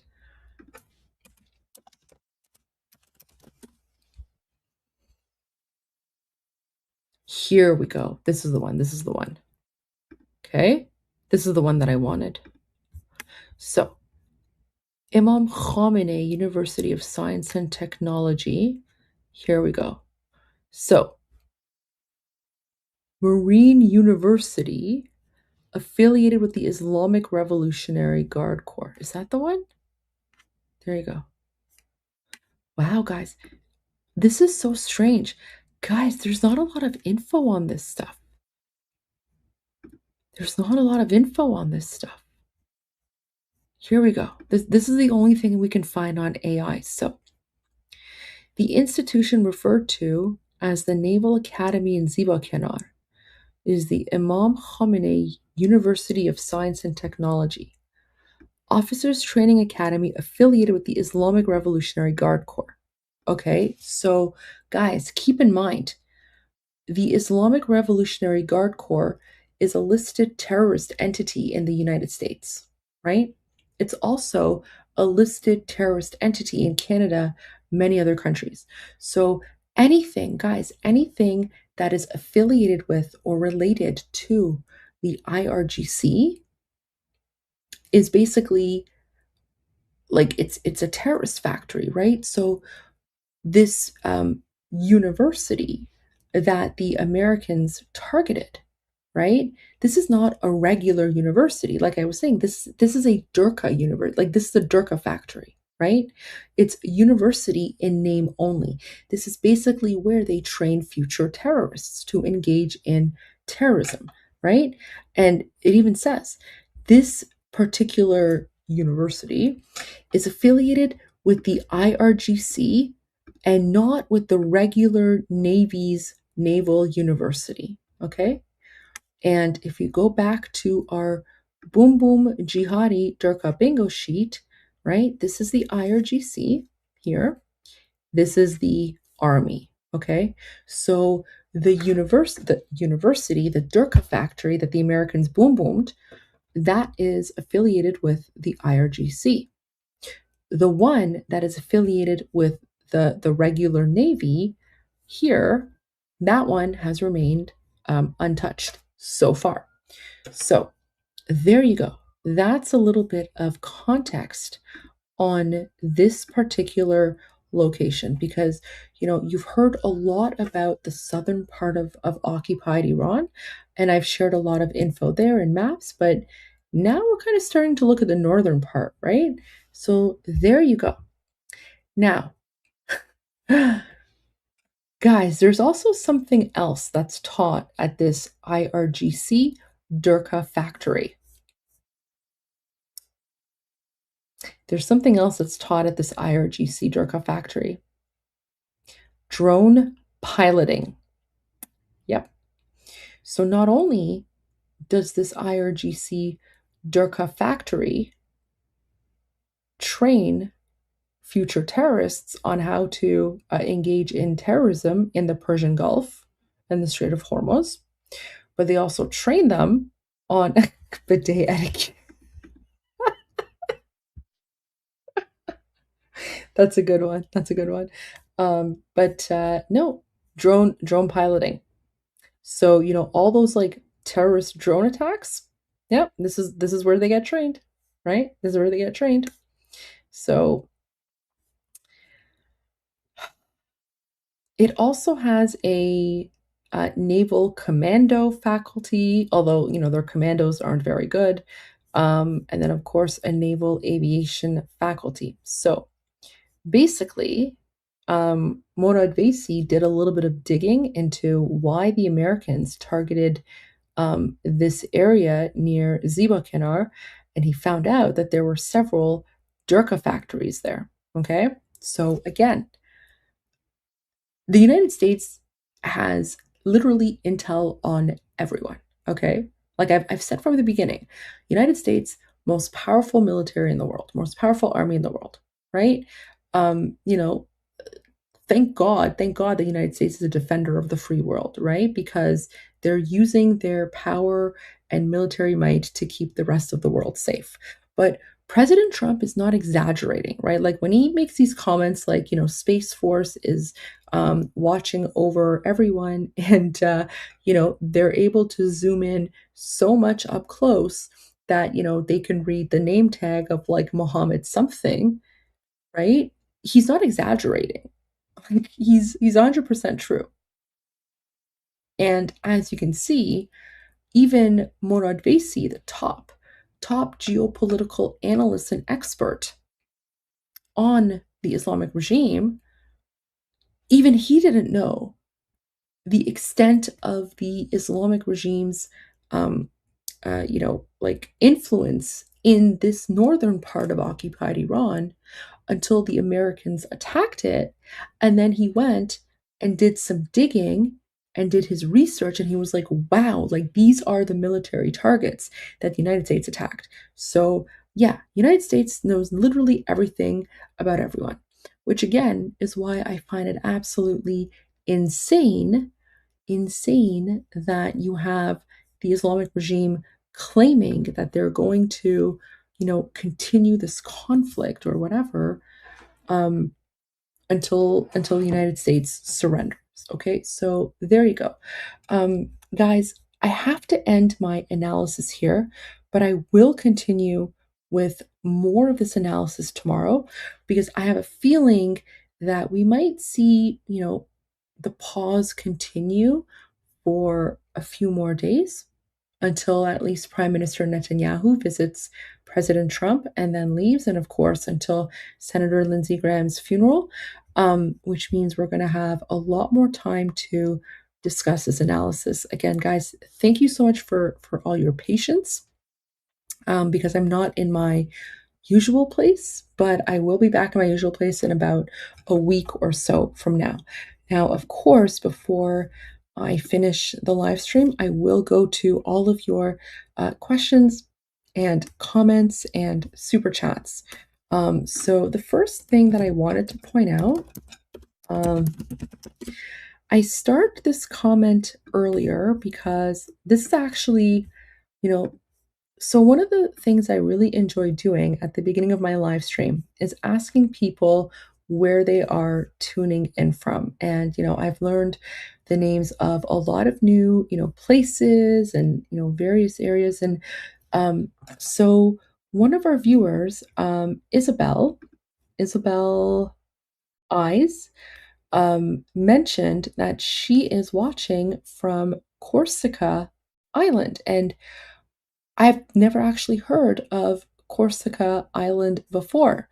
So I looked this up, and Corsica is a rugged mountainous island in the Mediterranean Sea and a region of France located west of Italy and north of Sardinia.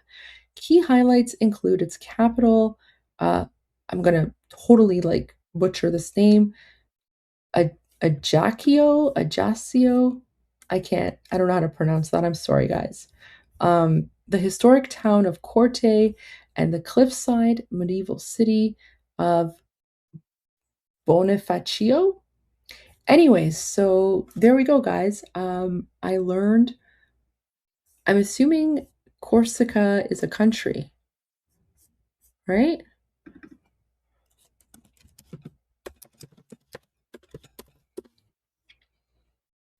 Okay, so it's not an independent country. It is an island region and a territorial collectivity of France. Okay, so it's kind of like the French version of Puerto Rico. Here we go, guys. So this is kind of cool. Look at this, guys. So learn something new every day, right? So there's France and there's Corsica. So it's kind of like, a region. It's on its own independent area, but region. So I am looking forward to learning more about Corsica. So thank you, Isabel, for sharing that. And I learned something new today. Yeah, so it's basically French territory. Kind of cool.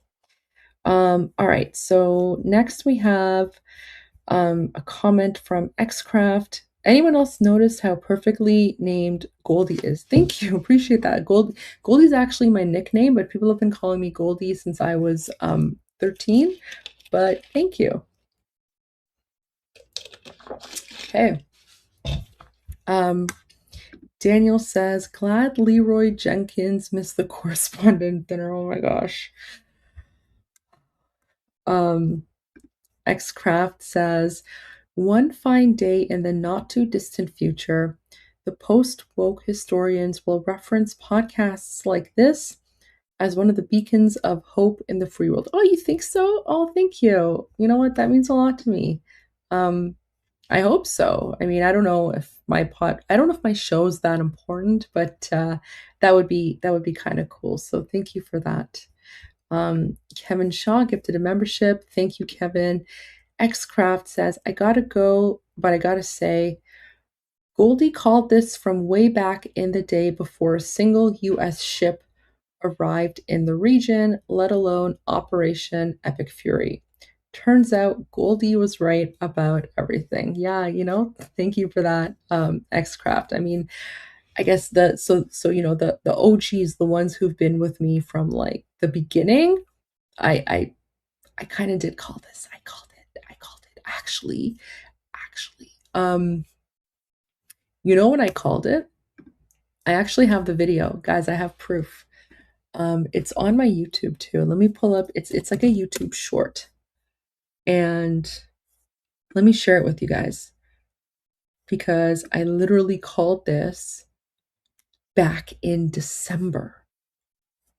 I called this back in December, and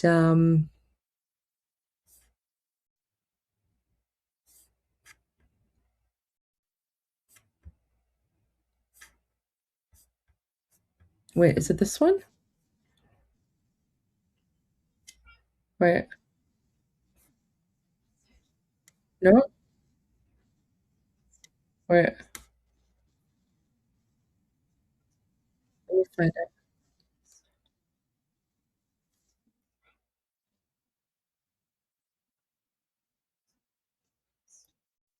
Okay, here we go. I found it, guys. So this is my video from, when was this? When did I post this?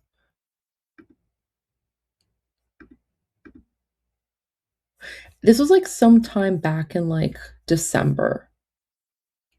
Where was this?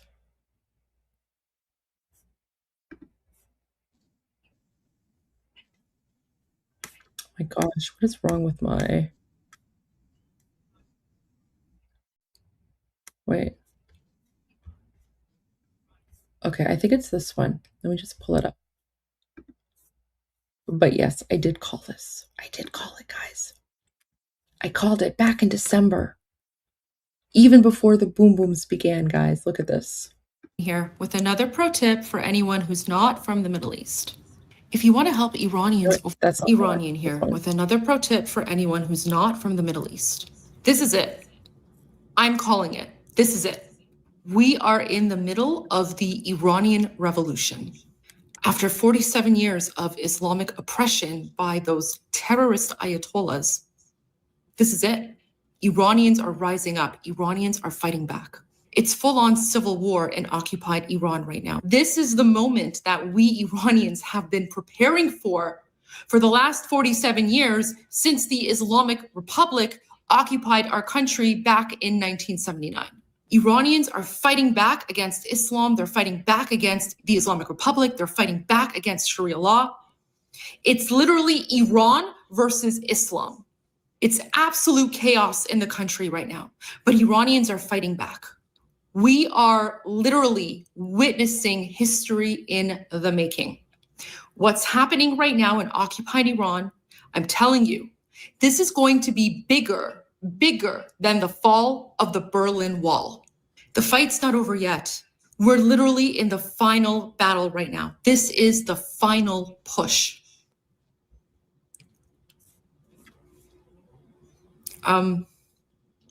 Pray for Iran. Pray for Iranians. We're literally fighting for our existence right now because it's now or never. And now you know, Iranian here. There you go. So, yeah. Yeah, that was me back in December. And I have aged quite a bit. That was before the massacre. That was before.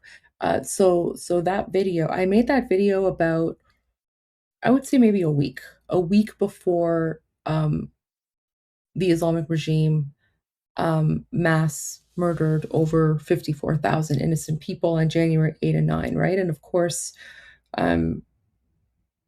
I've been live streaming, broadcasting every day because this is the final battle. This is the final push. And, we're not going to give up. We're not going to give up. We're fighting back. And it literally is now or never. And, I've made a promise, I've made a commitment that I will raise awareness about the Iranian Revolution every single day until we're successful, because it literally is now or never. And yeah, we're in it. This is a final battle, and I feel like we're getting to the final countdown, right? So we're getting there. We're getting there. But Xcraft, thank you so much for the comment. Appreciate that.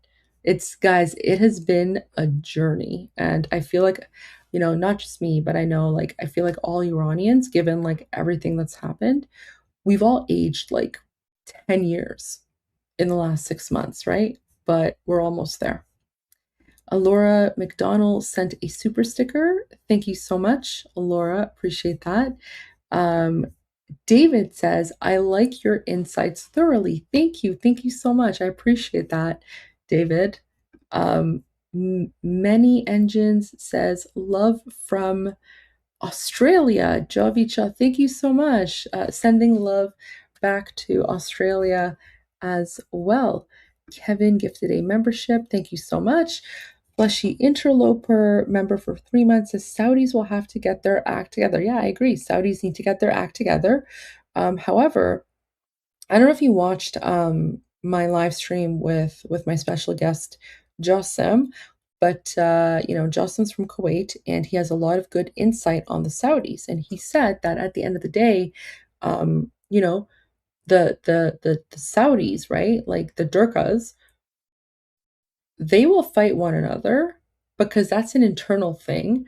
But when it comes to the non-Muslims, they will always unite and fight against the non-Muslims, right?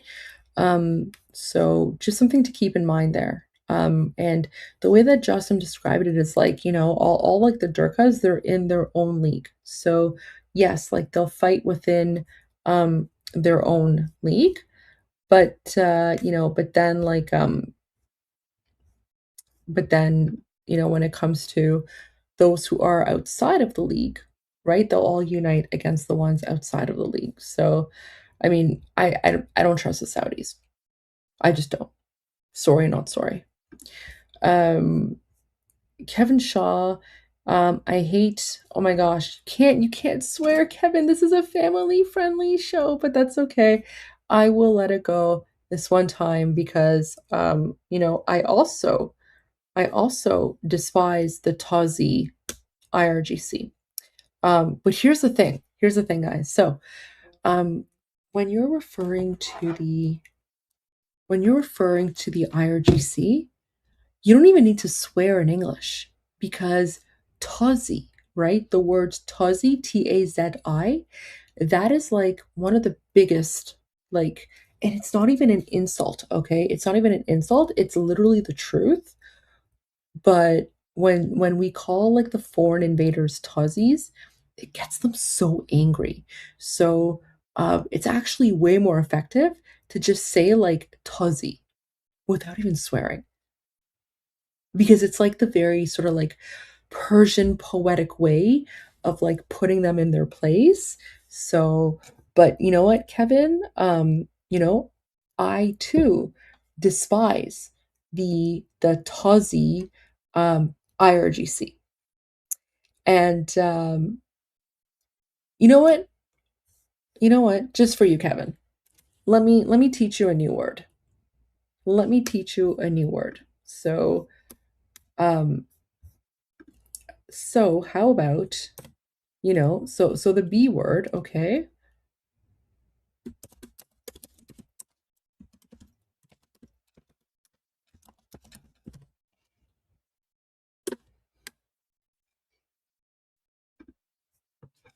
Okay. Now, interestingly enough, like the word harumzade, it's rude, but in Persian, it's not considered a curse word. It's not technically a curse word, okay? Like it's not as vile or as vulgar as like the B word. So for all of you, right, if you ever want to use the B word, yeah, like this is how it would be spelled in Persian. Yeah, that's how it would be spelled in Persian. But if you guys ever just want to use the B word, guys, this isn't a bad word though. It's not a curse word, right? Because I'm against swearing, but this isn't a curse word. So it's not like a vulgar, rude swear word. Okay? There you go. Yeah. So that would be the perfect way to call them. Except Atki, instead of the D, it's an M. There you go. There you go. There you go. There you go. So yeah, Omid, see, so Omid's taking it to the next level. We're not going to do that, but there you go. So Harumzadeh, you can.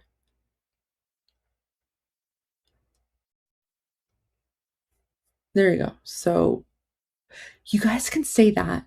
You guys can say that, and that way you're not being like you're not swearing, and it's not a vulgar word.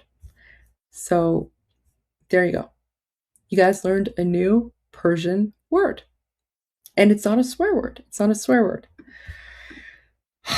So if anyone ever feels like, cussing out the IRGC, call them Tazis, you can call them Harumzades, and then that way you don't have to worry about breaking the no swearing rule, right?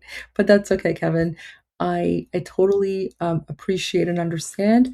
Believe me, there's a lot of swearing that many of us do, either in our heads or behind closed doors. So we get it, absolutely, and we're all fighting this evil Nazi regime.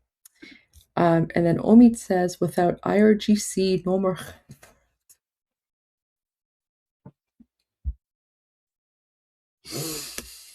Oh my gosh. Okay, but what is Abdul gonna do without his khat? Omid, what's Abdul gonna do without his khat? They need their khat, right?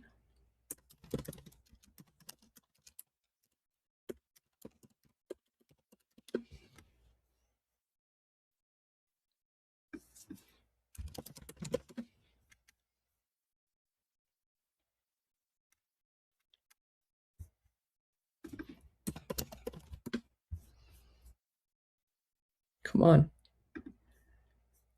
I mean, what are the Houthis gonna do without their khat, Omid? Wait, let me pull this up for you guys. You know what's coming. You guys know what's coming. Oh wow! Oh wow! Baby, I know.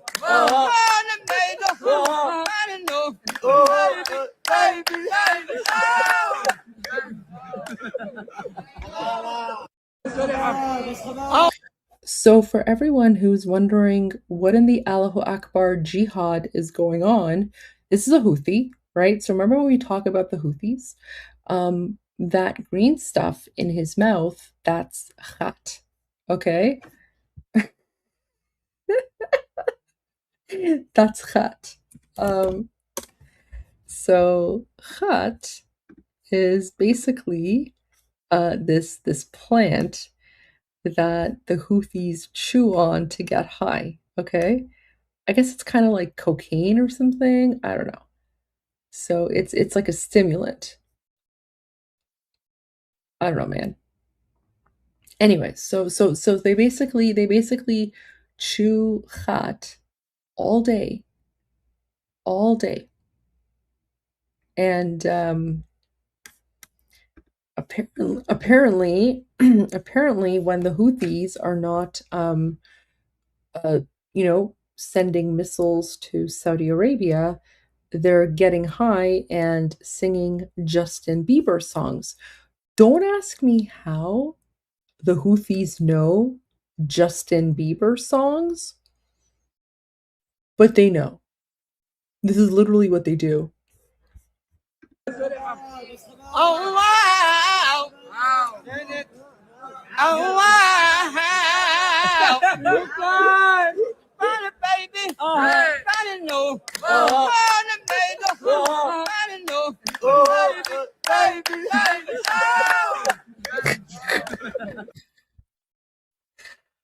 Like, I wish I could make, like, I wish this was fake, but it's not, right? Like, they literally get high and they sing Justin Bieber songs. Don't ask me why. I don't understand the Durkha mentality. I mean, I kind of do, but this one is just like, right? Could you imagine if this guy went on like American Idol or something? Oh my gosh. Crazy people. But yeah, like without the IRGC, what are the Houthis going to do? They're not going to be able to get high and sing Justin Bieber songs anymore.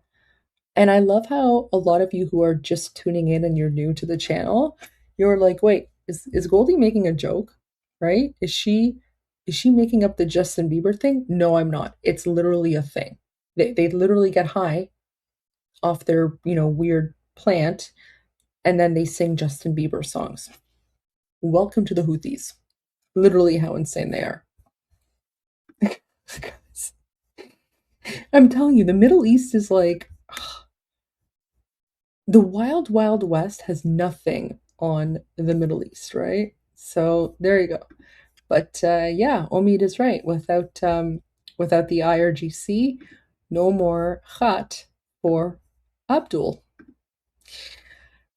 And then the Mar-a-Lago man says, with love from South Florida. Oh, thank you so much. Sending so much love back to all of you in South Florida, and of course, all Americans and everyone who's watching all around the world. Atki says, Orwell's work in the BBC and seeing state-sponsored British propaganda and manipulation during World War II was what inspired 1984. Oh my gosh, wow. That's yeah, I mean, the BBC is pretty corrupt these days as well. In fact, the BBC is one of the biggest supporters of the Islamic regime, and the BBC actually played an important role in spreading Islamic regime propaganda back in the mid to late 70s, and effectively helped the Islamic regime come to power. So, yeah, we Iranians, we're not fans of the BBC. Blue Sky says, Goldie, how can we inform the young generation to wake up and stop supporting Islamic jihadi communists like Zoran Mamdani, a fool who says he will arrest PM Netanyahu? So the way to do that is to basically get rid of all the woke nonsense. Get rid of woke, get rid of DEI, get rid of all of these woke lefty infiltrators. But you guys have to keep in mind, the reason that the young generations think this way is because this indoctrination has been going on for a very long time. In fact, this indoctrination began 20 years ago when I was a university student.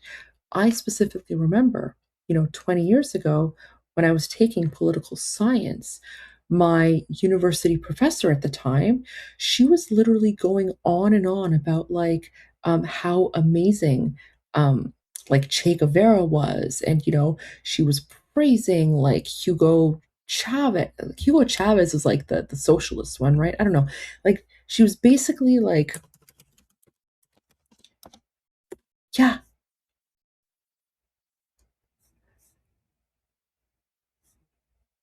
like she was literally praising like Hugo Chavez, right? Like the socialist one, right? And literally like President Trump freed Venezuela from their communist occupiers, right?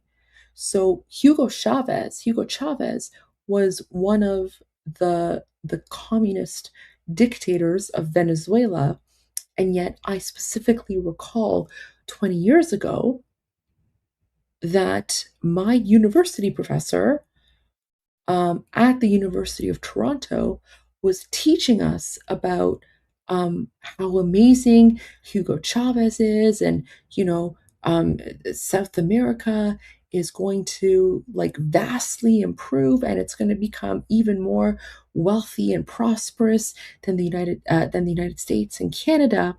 And this is also the other thing. In these liberal arts political science courses, in order to like get a pass, not just a passing grade, in order to get like a high grade, you basically have to basically parrot whatever the professor is teaching. So even though at the time, like, even as a young Goldie, like I was like 20 years old, and she's going on about like, how amazing Hugo Chavez is, and what was the other one, like Bolivar or something? I don't know, man. Like a whole bunch of I can't remember now, but like just basically like, all these like Latin American communist dictators from like 20 years ago, right? And the only way that you could not just get a passing grade, but to get a high grade, because remember, I was trying to get into law school. So in order to get like a high grade, right? Oh yeah, Fidel Castro was another one, obviously. But in order to get a high grade, everything that you wrote, your essays, exams, whatever, pretty much had to agree with what the professor was saying. Okay. So even though like I knew everything that she was saying was garbage, right? I still had to like write my essays in a way that was like, basically to get like an A plus, right? To keep my GPA up. So like this indoctrination has been going on for at least 20 years, if not longer. Now, thankfully, I was smart enough to not fall for that nonsense, but that's also because, as someone who is from, occupied Iran, right? I know what a dictatorship looks like. I know what, I know about the evils of communism and Islamism and all that stuff, right? But I think there's going to have to be sort of a long-term plan, not just to get rid of the academic rot that is currently like ruining the brains of our youth, but also we have to think about how are we going to like re-educate all of our young people who have pretty much been programmed for the last 20 or 30 years to be anti-American, right? And people are mentioning Yuri Bezmenov. I actually did a documentary watch party way back, so let me go to my YouTube channel, and I actually did a live stream where I shared one of Yuri Bezmenov's one of his interviews, right? So here you go. So guys, literally look at this. This is 7 months ago. Okay, 7 months ago. I did a live stream on Yuri Bezmenov and the 4 stages of ideological subversion. Wow, 307,000 views. Anyway, so I streamed this 7 months ago. And there you go. So if you're interested in learning more about how the Russians, and by Russians, I mean the Soviets and Putin, I don't mean the Russian people, right? We're only talking about governments here, right? Like we're not attacking people. But I did a whole live stream and I went over this very, very important interview with Yuri Bezmenov. And we spoke about what's happening right now So if you want to find this, just, go to my YouTube channel. Okay, just go to my YouTube channel and then just basically go to search and just type in Yuri and you'll see it. Like the live stream's right there. So just search for Yuri on my YouTube channel. You'll find it there.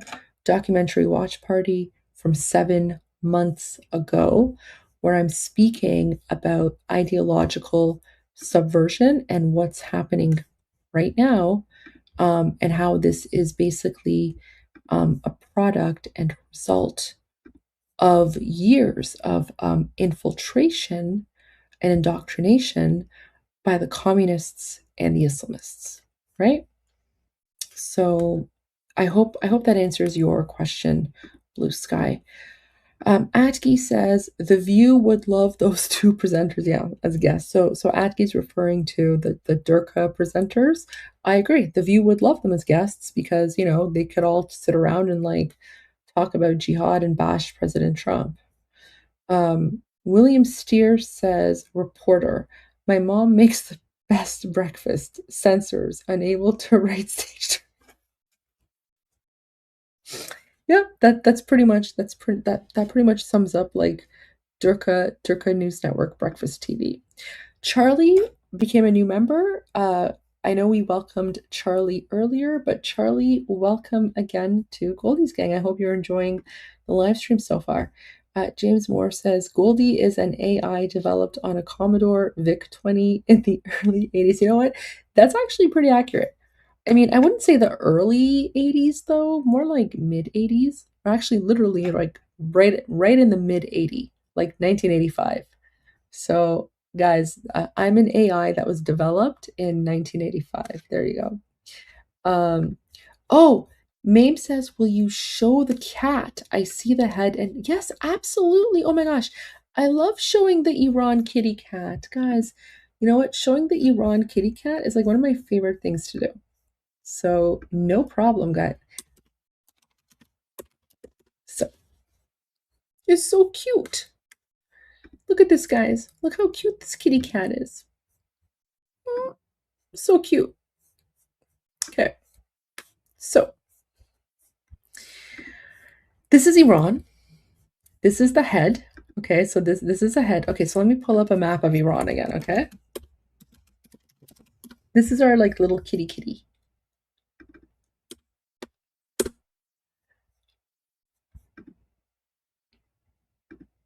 So I want a pretty map. Here we go. This is a good one. Where'd it go? Here we go. So when you look at Iran, okay, this is the head.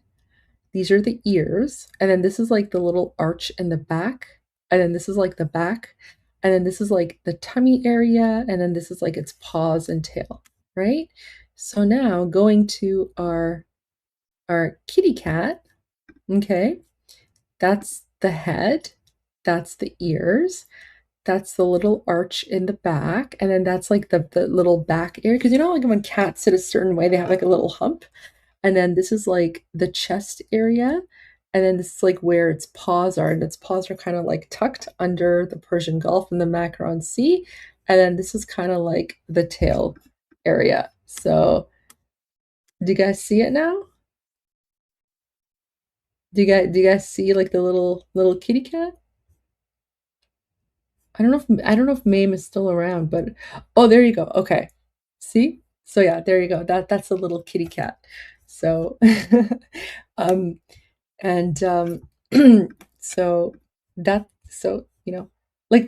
once you see it, then it's, then you get it, right? So this is the kitty cat, and then this is the other kitty cat. So kind of how Italy looks like a boot. So Italy looks like a boot, and Iran looks like a kitty cat. And then, once you see it, then, you can always see it there. So there you go. That's our little kitty cat. Okay, so let me go to the next super chat now. But there you go, Meme. Happy to share that. Mame, sorry. There you go, Mame. Happy to share that with you. And guys, by the way, now you guys are all sort of insiders on the, Iran looking like a cat thing, because most people don't see it. But, for us Iranians, we actually have poems and, poetry where we refer to Iran as our beloved cat or whatever, right? So now you guys have that little insider scoop on Iranian culture, not Muslim culture, Iranian culture. Eli says, have a good night, everyone. Bidrud, thank you so much, Eli.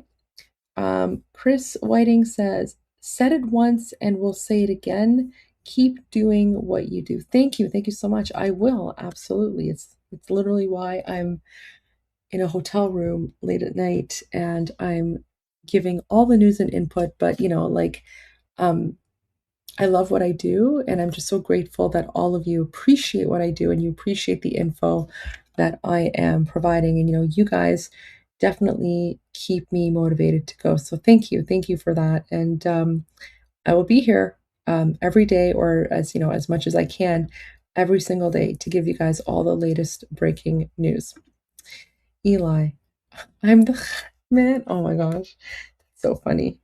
So Eli's referring to the Justin Bieber Houthi with, the khat in his mouth and, play on the song, the Scat Man. So this is the Khat Man. Too funny. Kevin gifted a membership. Thank you. Shannon became a member. Welcome, Shannon, to Goldie's Game. GNK1515 asks, Goldie, do you feel like we are experiencing a Trojan horse scenario regarding radical Islam and illegal immigration in the West? Durka Durka. How do we say this in a politically correct way? So, do I feel like we are experiencing a Trojan horse scenario regarding radical Islam and illegal immigration in the West? Yes. Yep, absolutely. If anything, I would say that right now you're getting to the point of no return. So I don't know, if I was you guys, I would be like, abort mission, like just, stop catering. There are 57 Muslim countries. If, people want to live in a Muslim country, go move to a Muslim country. Right? Because you know what happens? You know what happens when you cater to their needs? Eventually, when they reach a critical mass, they take over your countries and they turn your countries into an Islamic hellhole the exact same way that they did to Iran, not only in 1979, but 1400 years ago when the Arab Muslim invaders conquered Persia. I mean, how do you think Islam spread through the world? Do you think Islam spread through pamphlets and flyers and chocolates? Right? We're not talking about the Book of Mormon here, right? We're not talking about the Book of Mormon. We're talking about a bunch of savage jihadis who literally conquered countries, destroyed their histories, right? They murdered the men, they raped the women, they took slaves and concubines, right? So do I think that you're experiencing a Trojan horse scenario? The only thing I would, thing I would correct about your statement is that it's not a Trojan horse scenario regarding radical Islam.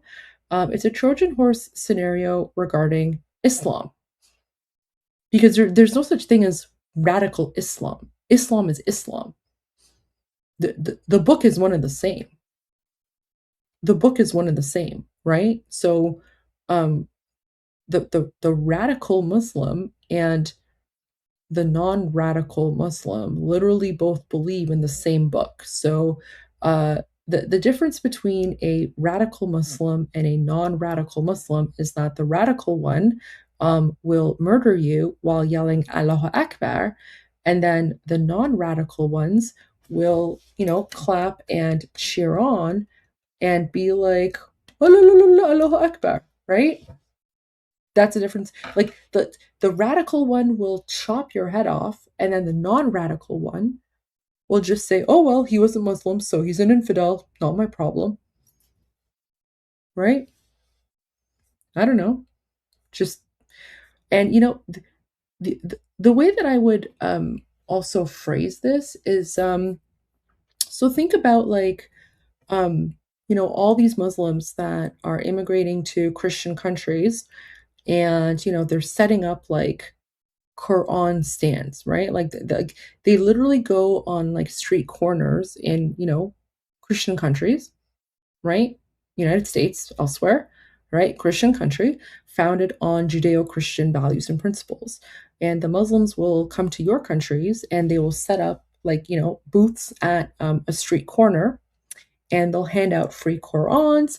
They walk around and, they basically complain about Islamophobia. And, they demand, halal sections in stores because, human rights and whatever, right? Do you know what would happen to you if, let's say, I don't know what religion you are, but let's assume you're a Christian. Do you know what would happen if, like, let's say, if you were a Christian, what would happen to you if, wait, okay, guys, I'm seeing something here. Okay. Okay, guys, I'm trying to answer a question and the mods are like staging some sort of like coup d'etat. Let me just deal with this. Let me deal with this coup d'etat from the mods. Because there's like some guys, I'm dealing with civil unrest. I'm dealing with civil unrest.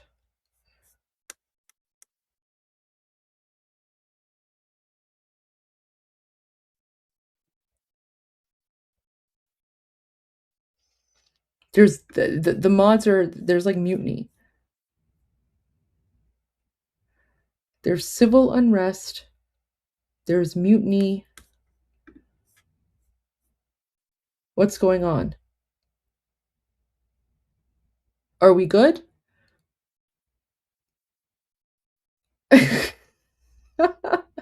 Are we good?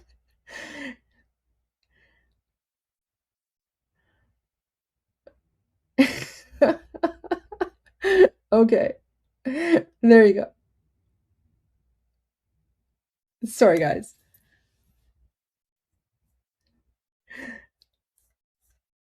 Is there anyone else? Is there anyone, is a mutiny, or is the mutiny over, or is there anyone else? Who else? Are we good, or is there anyone else before? Yes, you guys just did a democracy. All good. All good. Welcome, Michelle. The YouTube mods have spoken. Eli? Okay, where's Eli? All right, let me do this. Okay, guys, let me prevent the next mutiny before it happens.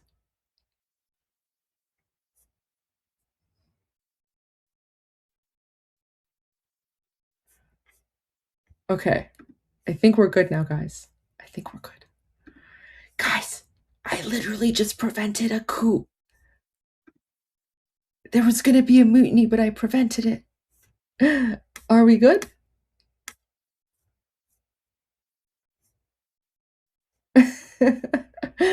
No, I'm not doing anything to the mods. There was just so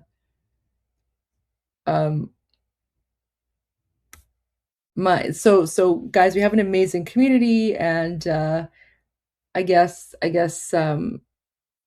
the mods were telling me that we need some other people to join the mod gang. So all of a sudden, I'm trying to answer a question and I just see everyone going like, Michelle for mod. And I'm like, oh my gosh, what's this hashtag? So there we go. Welcome, welcome. Remember, with great power comes great responsibility. So use your powers wisely. And welcome to the team. Glad to have you guys on. Honestly, like such an honor to have so many of you here and, help me moderate the chat and, keep the Durkas away. And yeah, no, I appreciate it very much. So anyway, so okay, now that like the mod mutiny has been averted. Crisis averted. Yes. We only have one rule: no mercy on the Durkas. Just ban. Anyways, but yeah, welcome, enjoy. Okay, so going back to my response to Gia and Kay, but I would say just imagine what would happen to you if, let's say, you were Christian. If you went to Saudi Arabia and if you tried to stand on a street corner and hand out Bibles, you would not last 10 seconds. In fact, you would not last 10 seconds in any Muslim country as a non-Muslim if you were trying to proselytize your religion. Okay, so think about that. Imagine going to Saudi Arabia, as a Christian, let's say, and going into a halal store and being, where's the non-halal section, right? How long would you last? I don't know, 10 seconds, 20 seconds, maybe a minute if you're lucky. Okay, maybe a minute if you're lucky. So, yeah, there you go. What's up with the double standards? I don't know. Why is it that Muslims can come to Christian countries and hand out free Qurans, but Christians can't go to Muslim countries and hand out free Bibles? If you do that, you're either arrested or you have your head cut off, or you're basically, if you as a non-Muslim go to a Muslim country and try to promote your religion, you will be Allahu Akbar faster than you can say Muhammad Jihad Durka Durka. Let's put it that way. I hope that answers your question. And that's not even my personal opinion. It's literally the law, right? I'm not exaggerating, right? So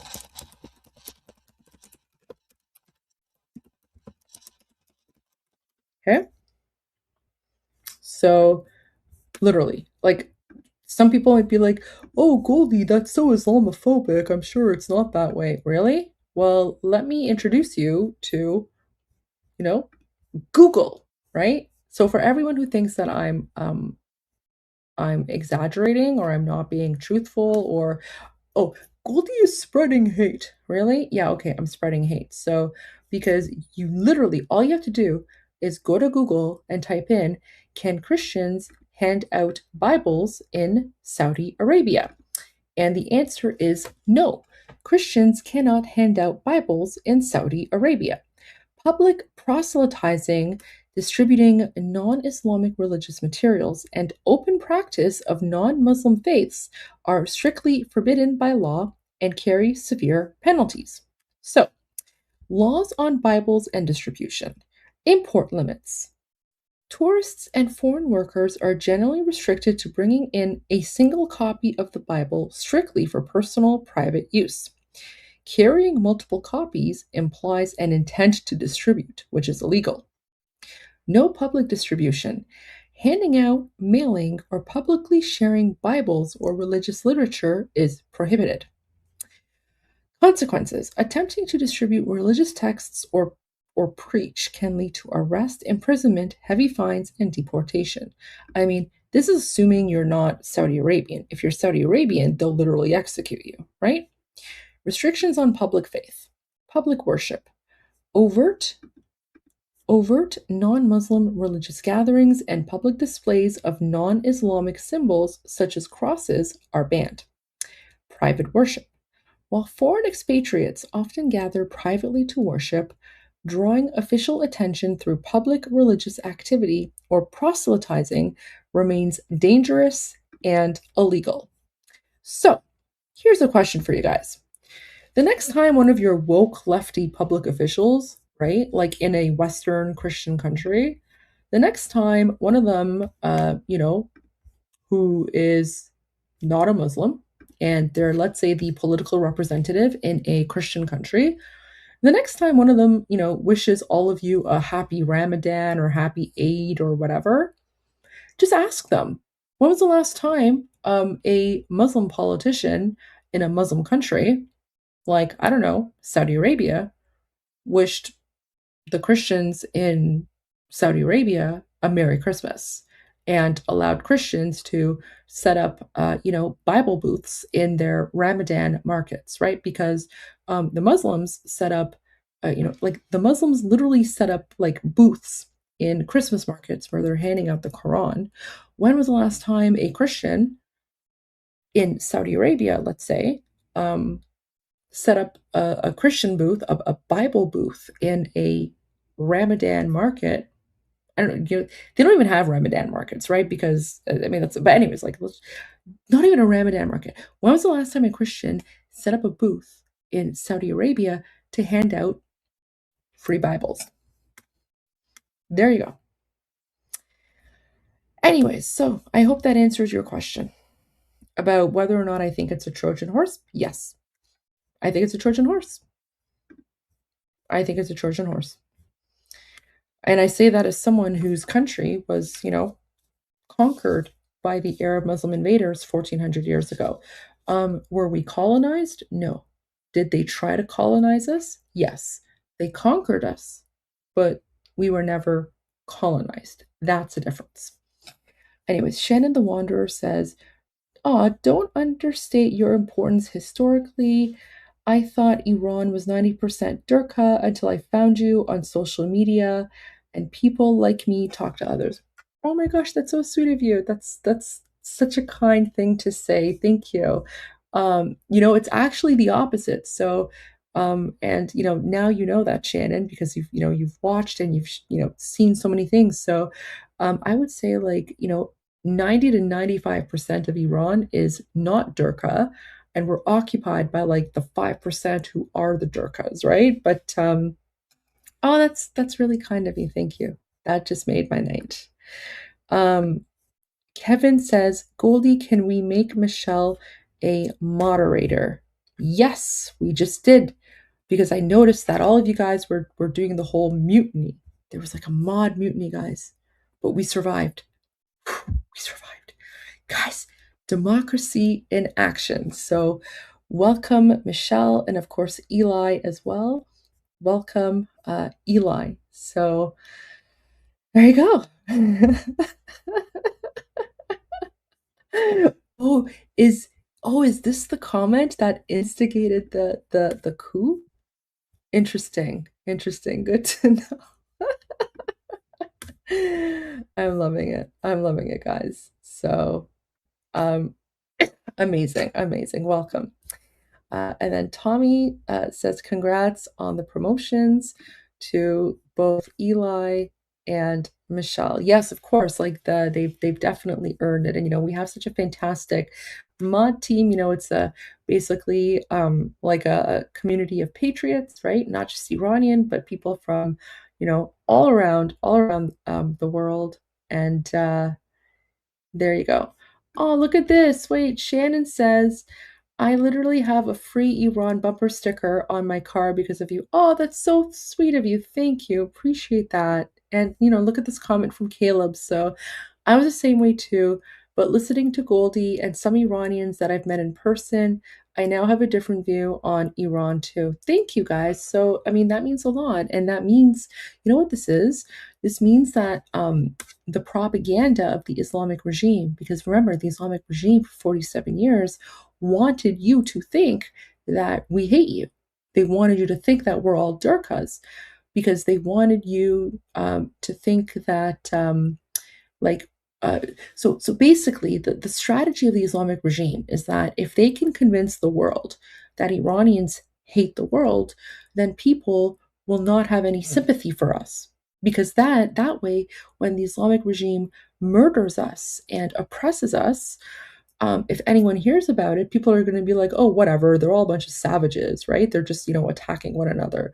That was again one of the tools of the Islamic regime to suppress and oppress the Iranian people, right? And so for the longest time, people thought that, we hate the world. And it was literally the farthest thing from the truth. And it was only because of, social media and YouTube and the internet that we're able to now share what it is to be Iranian, and, our fight against the Durkas, the fight against the Muslim Nazis. And, the biggest game changer, Omid is right, the biggest game changer was social media. Because when social media was, invented, for the first time, we Iranians, we were able to, kind of bypass the news and the mainstream media, and to share real life images and videos of what's actually happening in occupied Iran. So there you go. But thank you guys, everyone. Thank you so much for tuning in. I do have to end the live stream, but I will be back tomorrow night for more analysis and insight on what's happening in occupied Iran, the continued infighting. Guys, there's so much more to talk about. So thank you all for tuning in. Really appreciate you all. And, as always, I'm Goldie Gamari. You've been watching The Goldie Show, and now you know. I'll see all of you guys tomorrow.